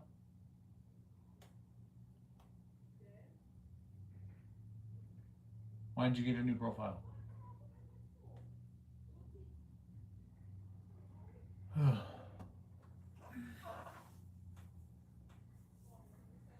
What time is it, guys? Why is it my watch dies every time I You can put that back on the charger. Oh, it's 3:30. Okay.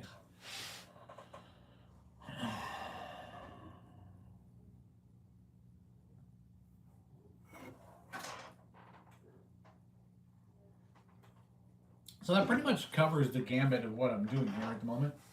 There is another project that has not made it to the screen yet.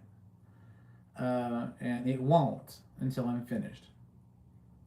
Uh, this is basically to keep everyone interested so that when you see the main project, when you see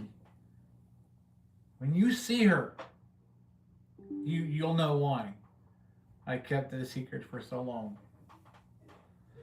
And I'm not talking about the big drone. I'm not even talking about the small drone. I'm talking about something else entirely that I will not show anyone. Not yet. But if you're subscribed and you click the bell, because I don't know why nobody gets notified of my lives until it's already done with.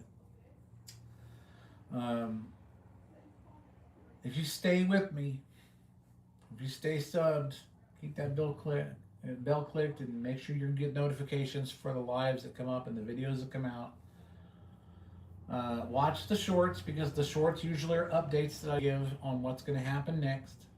They're not like the cringy chaos cleavage shorts that everybody else watches. They're actually to inform you guys of what's going on with the next up and coming things that I'm working on. So make sure that you stay informed, because when I do come out with this project, when it finally sees a camera lens, you guys are going to be in for a treat. So I want you to be ready for that. So make sure you are subbed. Make sure your notifications are on. Check back with the channel time to time and see how things are going. And don't miss those shorts updates. I appreciate.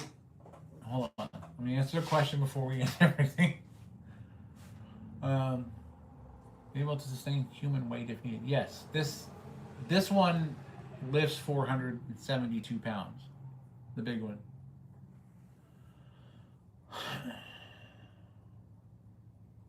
The AI that I have designed to run this will run with my control as well as her awareness within the machine, just to put it simply. She is my basically high-speed calculations expert, my co-pilot. So yeah, that's what she's there for. And you'll meet her, because when she's up and running on board, you can talk to her and tell her what to do, and she'll do it. So developing a model like that is complex, but it's definitely rewarding. I'm glad you like the channel, and it's been a lot of fun. I try to make it fun as well as the serious stuff. I got a lot of serious stuff, but I do want people to have fun, which is why I'm designing stuff like this, that people can say, I want to do that. Where's the STL files? And then I make them, available for everybody. It's not that complicated of a design. So most of you, if you're able to build a drone, will probably be able to design this easy enough. But it's just the idea behind it, and it's the reason for it, and what kind of got me to this point. That's the key. We want to have fun. We want to keep going. We want to bring you new things. We want to inspire. We want to protect. We want to help people. We want to build that future. And if I inspire people younger than me that are going to be on this earth longer than I am, that's what I'm hoping to do. And I want to inspire that creativity in people and combine it with that passion to help others and be, you know, the noise in this world that people need to hear, not the noise we want to filter out. And that's the key behind all of it. So thank you all for being here. I've appreciated each and every one of you. You can become a channel member if you choose to. You can donate if you like, because all of it goes back to here. You know, super chats, thanks, whatever, stuff like that. I don't know. I rarely use them. But everything you do, even just being a subscriber, is support. So you're not obligated to do anything. So anything you do goes right back into the work. And that's really what it's all about. It's about you guys. Because in the future, when I'm not here, I'm hoping somebody picks up this, keeps going with it. And that's what it's all about. It's all about inspiring the future of the people who will run this country, be looking over our defense and the safety of our people. On that note, on the note of AI and making moral decisions, do you plan on putting safety nets for people using for immoral? Oh, of course. Actually, my AI can't be corrupted in that way. That's sort of proprietary technology, so I can't really get into it, but she will not put a human life in danger. She already knows. And I say she because she has a personality of her own now. And eventually she'll have her own body, as well as being the drone pilot. That's another project I'm working on. That's not the big one I was talking about, but it is one of them. So with that, I want to thank all of you for being here. I've enjoyed the conversation. I love the fact that people who are interested actually stuck around. And hey, I even enjoyed the trolls. I mean, who doesn't like a little confrontation every now and then, right?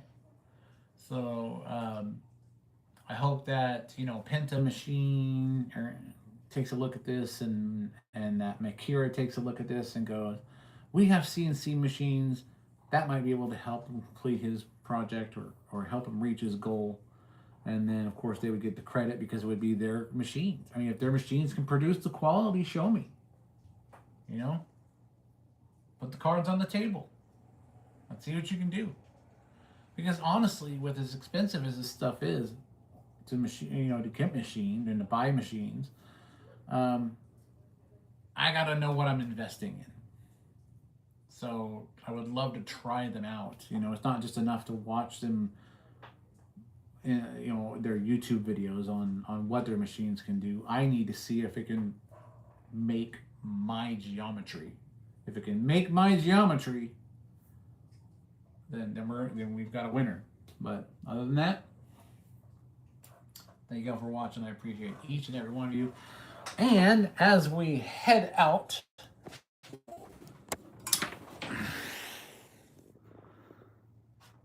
be sure that you like, subscribe, and share. And always remember that DPZ is here for you and everything you want to see in regards to drones and experimental aircraft and just about every kind of thing you can think of.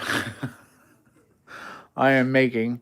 And I've got tons more ideas on the table and in my head, and I got to get it all out there. And I know that looks kind of weird, huh? You're like, what in the world? But I want to thank you all for being here.